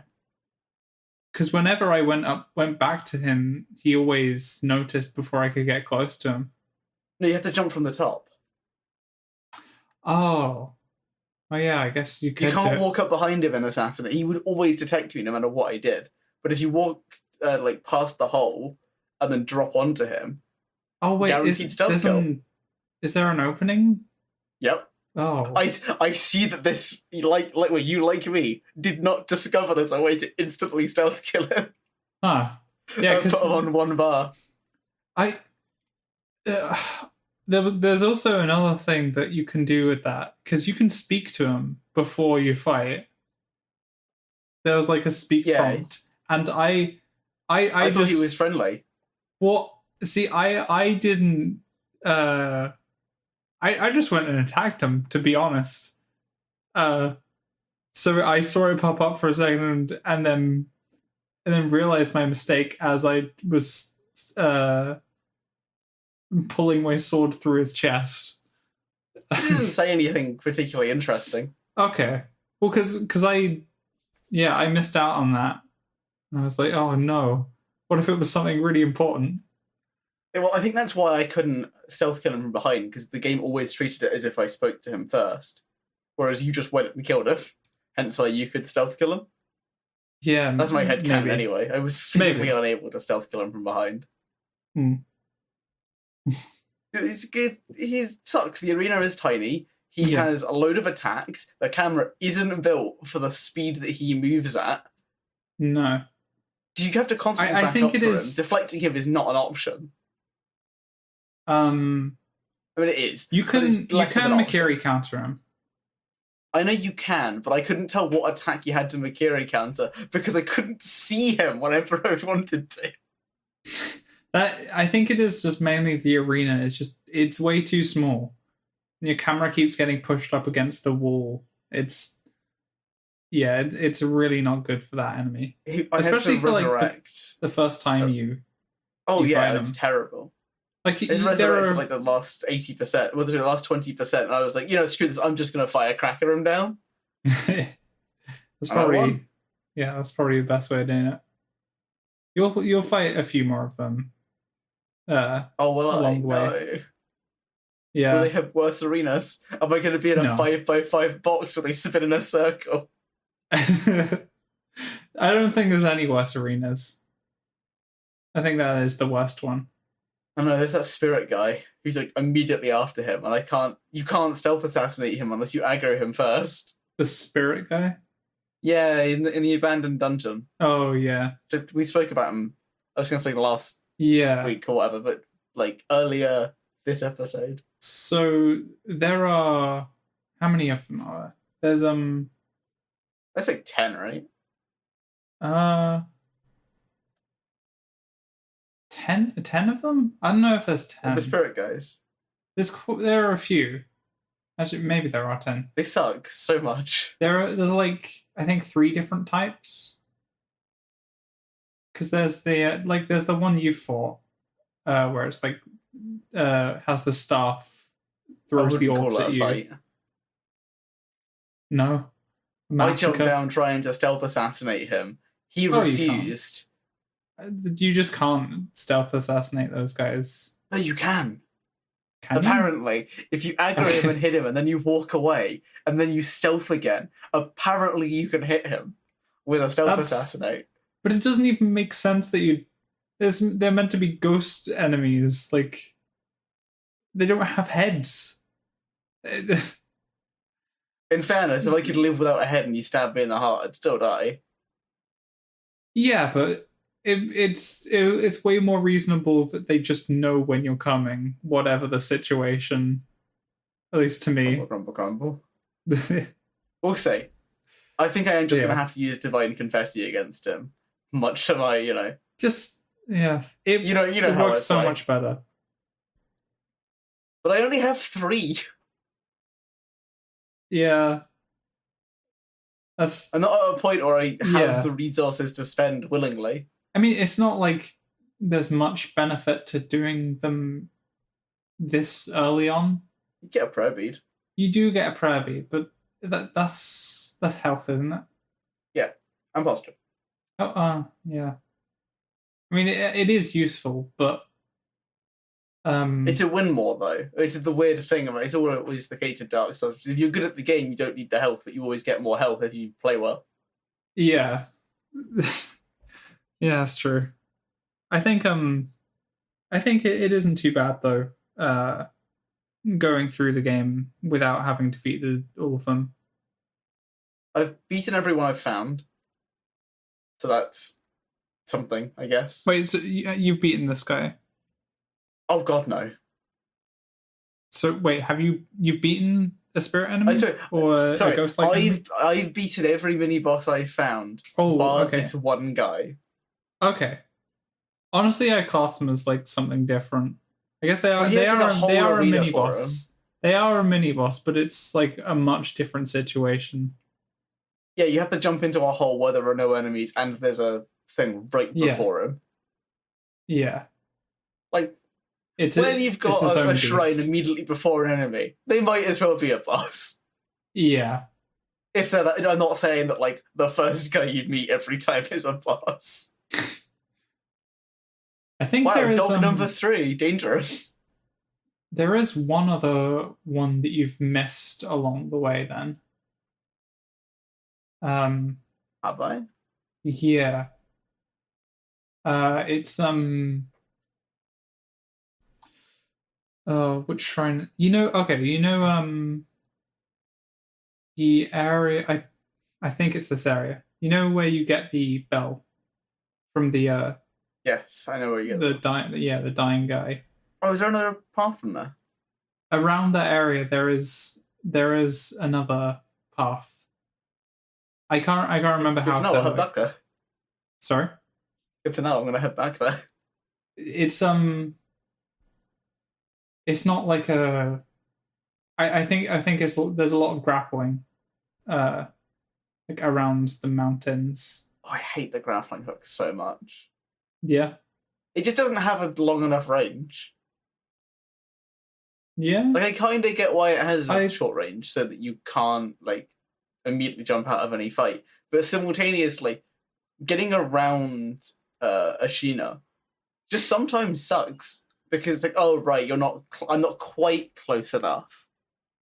Even though I very clearly am trying to grapple to this point, and there's no, like, mechanical reason you should stop me. Yeah. Yeah, it could probably be a little longer. But I don't have too much of a problem with that. Like, it's... In the situations that you really... Like, it's urgent that you need to be using it, I think it's generally fine. Yeah, if against the giant snake it was like, nah, you're not allowed to grapple, I'd complain a lot more. It's a lot of those situations like, I've got to run this area at 3 times an hour. Sorry, not an hour, 3 times a minute. Please, for the love of God, let me grapple faster. Yeah. It will do. Yeah. It's fine. Not too bad. I think we're now comfortably at what I would like to call the... I think I'm approaching the halfway point of the game. Yeah. From what I've heard, the halfway point of the game is in Ashina Castle. That seems early to me. According to a source, that I can't remember which one it is, you go into Ashina Castle and then it like completely opens up. Yeah. There's loads of different paths. Yeah. Yeah, I think that's... So that might be why they call it the halfway point. I mean... It's like, can you skip 2 of the paths, if there's 3? I don't think so. I think you... like, all of the areas I've visited, I'm pretty sure that they're all required for, like, actual completion. But Lady Butterfly's not. She's an optional boss, isn't she? Yeah, I'll check. I think. I guess it would make sense that that area is optional. It doesn't say. Great. No, I think. Let me look up the locations. Actually, that's probably more helpful. So, Ashina Reservoir, Dilapidated Temple, Ashina Outskirts, Hirata Estate, Ashina Castle. Yeah, so you're at the abandoned dungeon now. No, I'm in Ashina Castle. I have access to I have access to it. I have like 2 routes that let me go in. Oh yeah. But you're I not... just backed out and was like, I'm gonna go and do Ashina Castle first. It seems like it was what I'm meant to be doing. And maybe I shouldn't go into like you do have Dark to Souls 3 without doing like Cathedral of the Deep or something. You do have to finish that Ashina Castle first, I think. Or at least I think it's best to. Because it's like I think that's where the story progression is at the moment. So I think generously that's 6 locations that it's saying on the wiki. And then there are 1, 2, 3. So there's 6 more locations, which I guess, yeah. I guess that's true. That's about halfway in terms of like locations. I feel like Senpou Temple though is quite a big one. Listen, I don't know. I haven't gotten there yet. Yeah. I may be getting there. I really hate the enemies that you have to kill twice. The enemies you have to kill just in abandoned. Oh Christ! Abandoned dungeon. Don't worry about stand here. Don't worry about abandoned dungeon. It's over very quickly. Is it? Okay. It's really tiny. I went in and it looks massive. Yeah, you think it's going to be this bigger area, but I think it's pretty much just that room. What, is it one mini boss and then the dungeon's over? Yeah. Because I've met the guy by the stairs. If I run up those stairs, is that the end of abandoned dungeon? Oh, you've met. I'm not sure what you're talking about. Actually, you know, there's the shrine, and there's a guy standing next to the shrine, and he's like, "It calls me here." Oh, do you hear it? Yeah. Okay. Yeah. I think if you just like walk to the end of the room, there's like a river, or there's like a body of water. And you go through that water, and when you get to the end, it's like that's the entrance to another area. It can't be that short. There's one other exit in there, which I think is I think that's the one to the ghost enemy. Like I need to find out what they're called, because I keep just referring to them as ghosts. Ghost works adequate. Yeah, so I think from what I remember, it's just those 2 exits, and it's a really tiny area, which honestly I'm grateful for. I don't like it. It's really dark, and like the whole point of Sekiro is like, oh look, we're in feudal Japan. Let's put you in a Dark Souls 3 area. Boom. Yeah, it's nice that they don't make you stay there for very long. Isn't there just like a proper Dark Souls boss in this? Like there's the demon. The demon of hatred. Yeah. It looks very much like a Dark Souls boss. Demon of hatred is I don't think people. I'm pretty sure the general consensus is that one sucks. It looks like it will suck because it's massive. Yeah. This is a game about being a ninja. Sorry, a shinobi. Yeah. Don't make me fight really big creatures. I mean, honestly, as far as as far as its attacks go, I don't think it's too bad. There's like one that I don't like.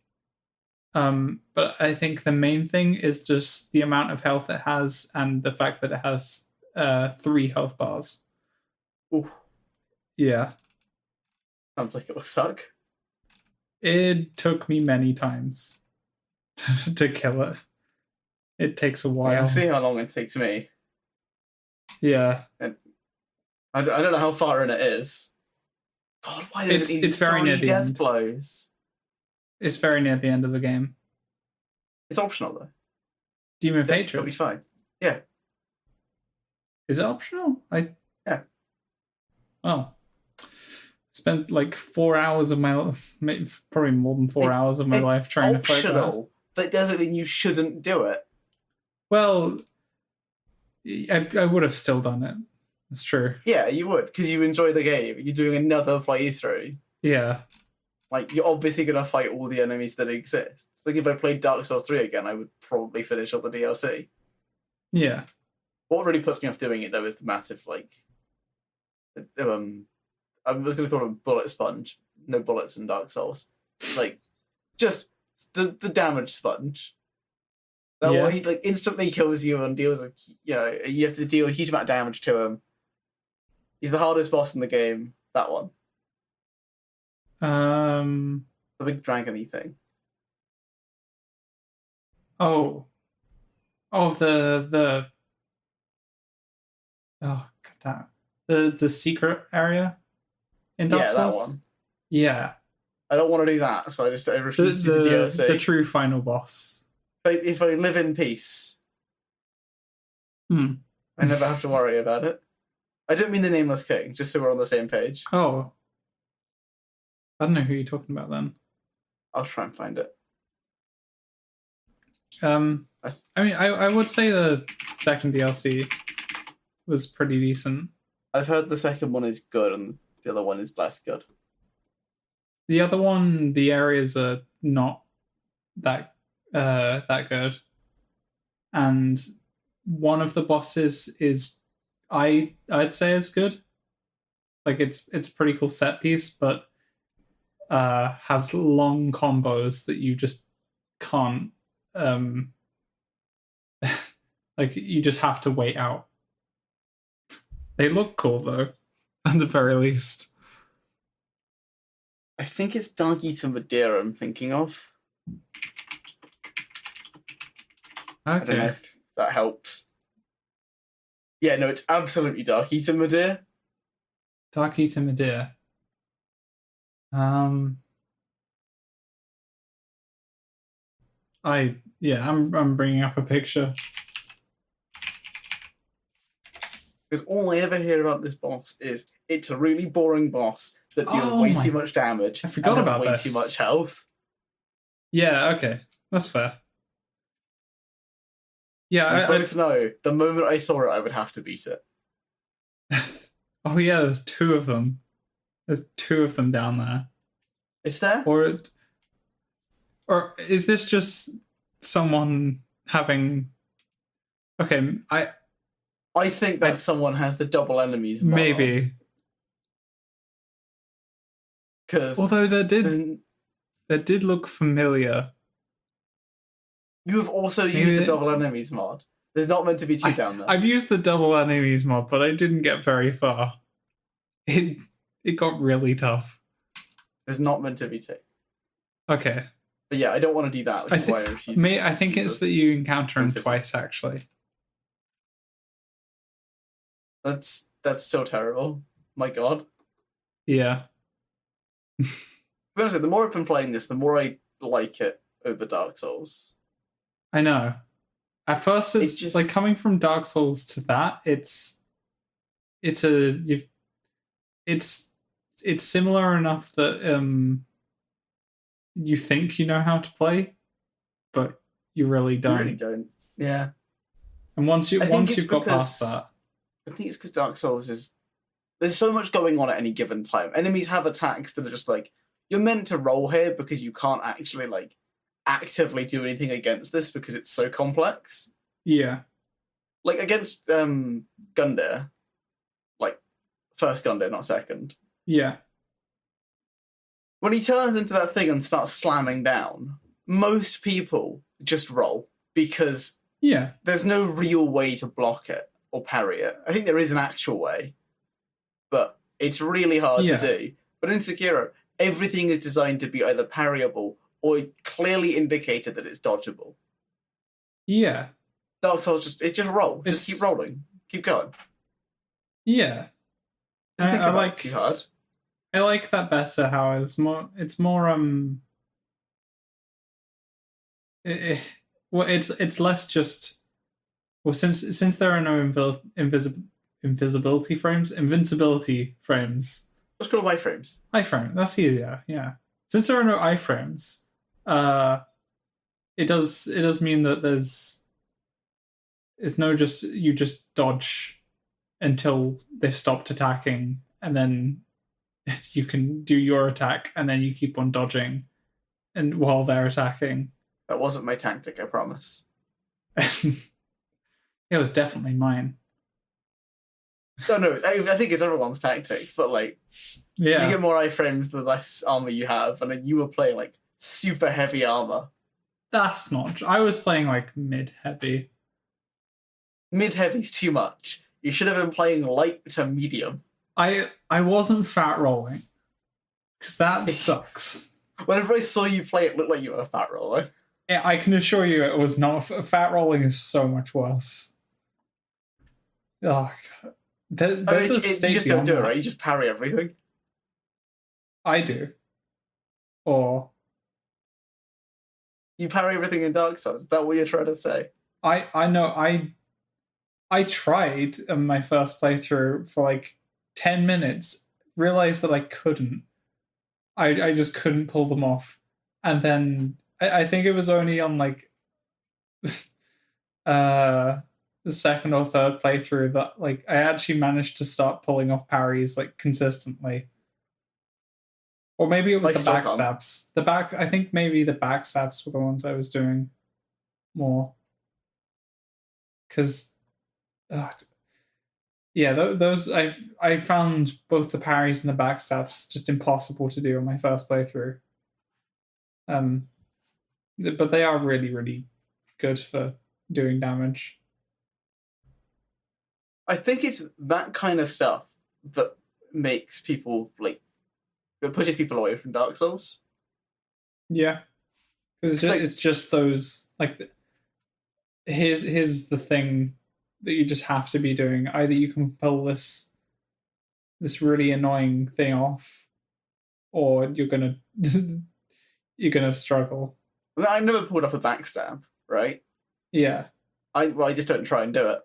But like, Sekiro has a way. It's a harder game, I think. Undeniably, it's harder because you can't just stat your way through it. Yeah.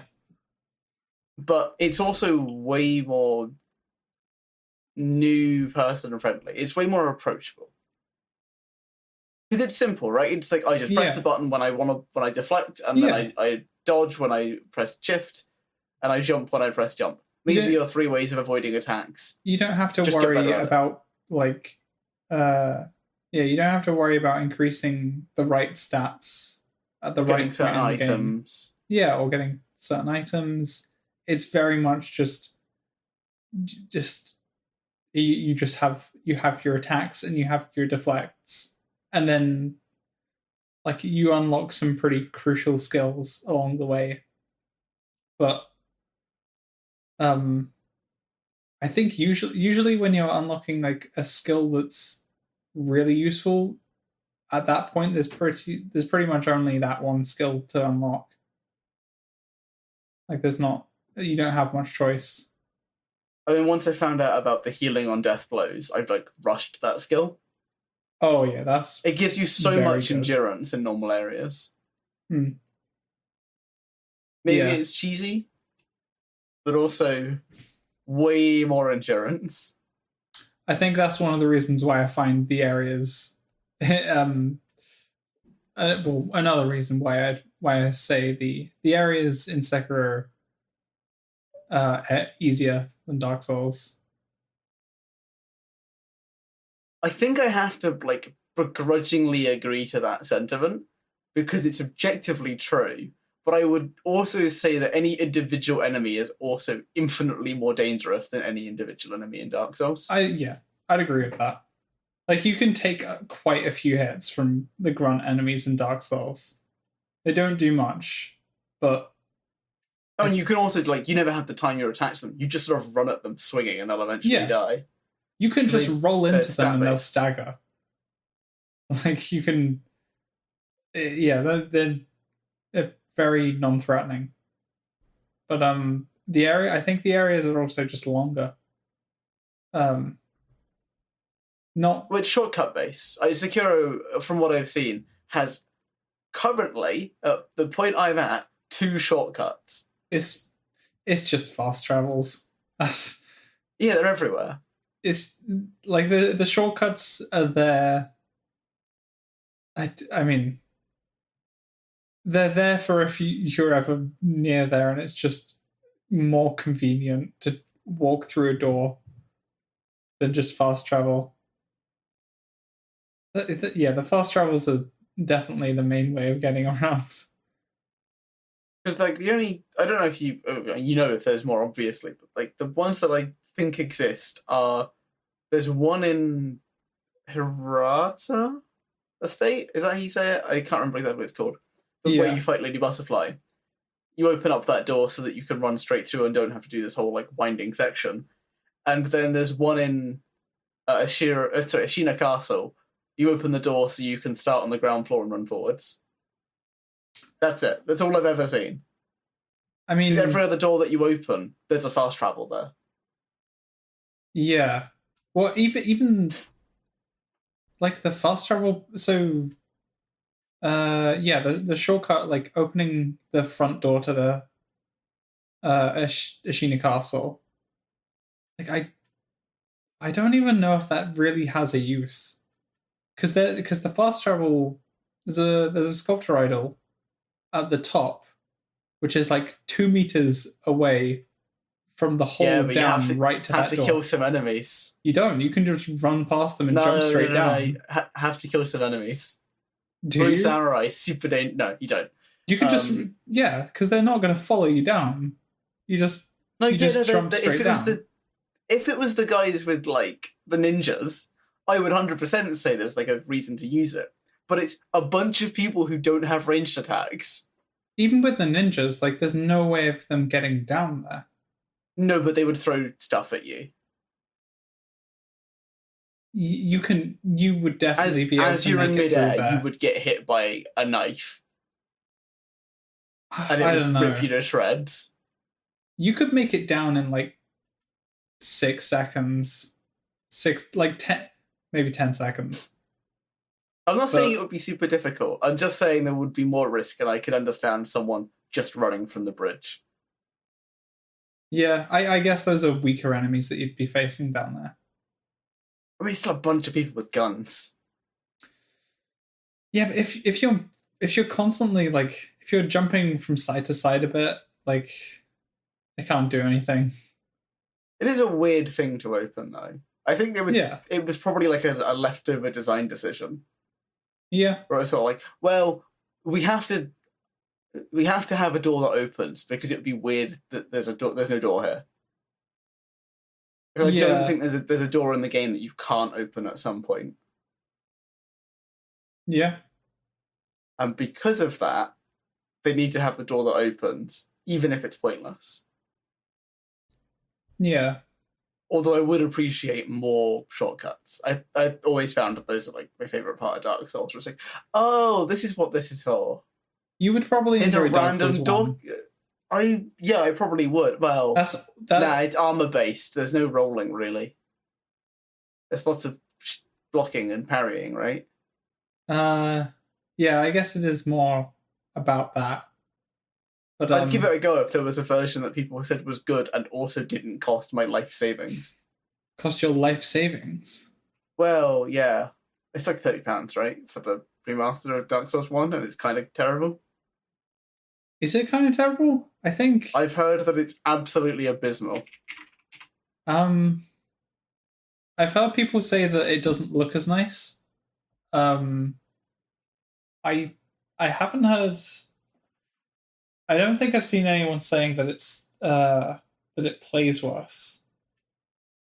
I think it. I think mainly it just doesn't hold up to what people wanted it to be. Maybe so, like, considering it's called remastered. It's got a 92 now on Yeah, on Steam. I mean, for don't decent think it's a reviews. like it's just. I think it's just more stable. I think that's the main thing. It's probably just Yeah, a it would little more help to stable. publish like stable games. Yeah, of course. I mean, Josh, if you really want to punish yourself, Fallout 76 is now on Steam. I saw that, and I'm really hoping that just no one buys it. It's got an expansion though. Who cares? Like, I do a bit. do you? No, I'm not going to play it, but like, I would if it's really good. It's Fallout 76. If it's really good, But you're playing full. but Fallout 76 gameplay isn't terrible. It's not great, but it's not terrible. Really? Yeah, it's like the kind of thing that if it was free to play, people would be like, "Oh, it's a pretty good free to play game." Even then, I'd say it's like it's from what I guess it's been ages since since Fallout 76 has been like big in the news. Well, But the only it time was- it's ever been big in the news was because it had like a 60 gigabyte day one update, had microtransactions out the wazoo, and Yeah. also happened to be garbage. It was so broken when I saw it last. So next week we'll be talking about Fallout 76. Are you gonna play it, are you? Nope. Didn't think so.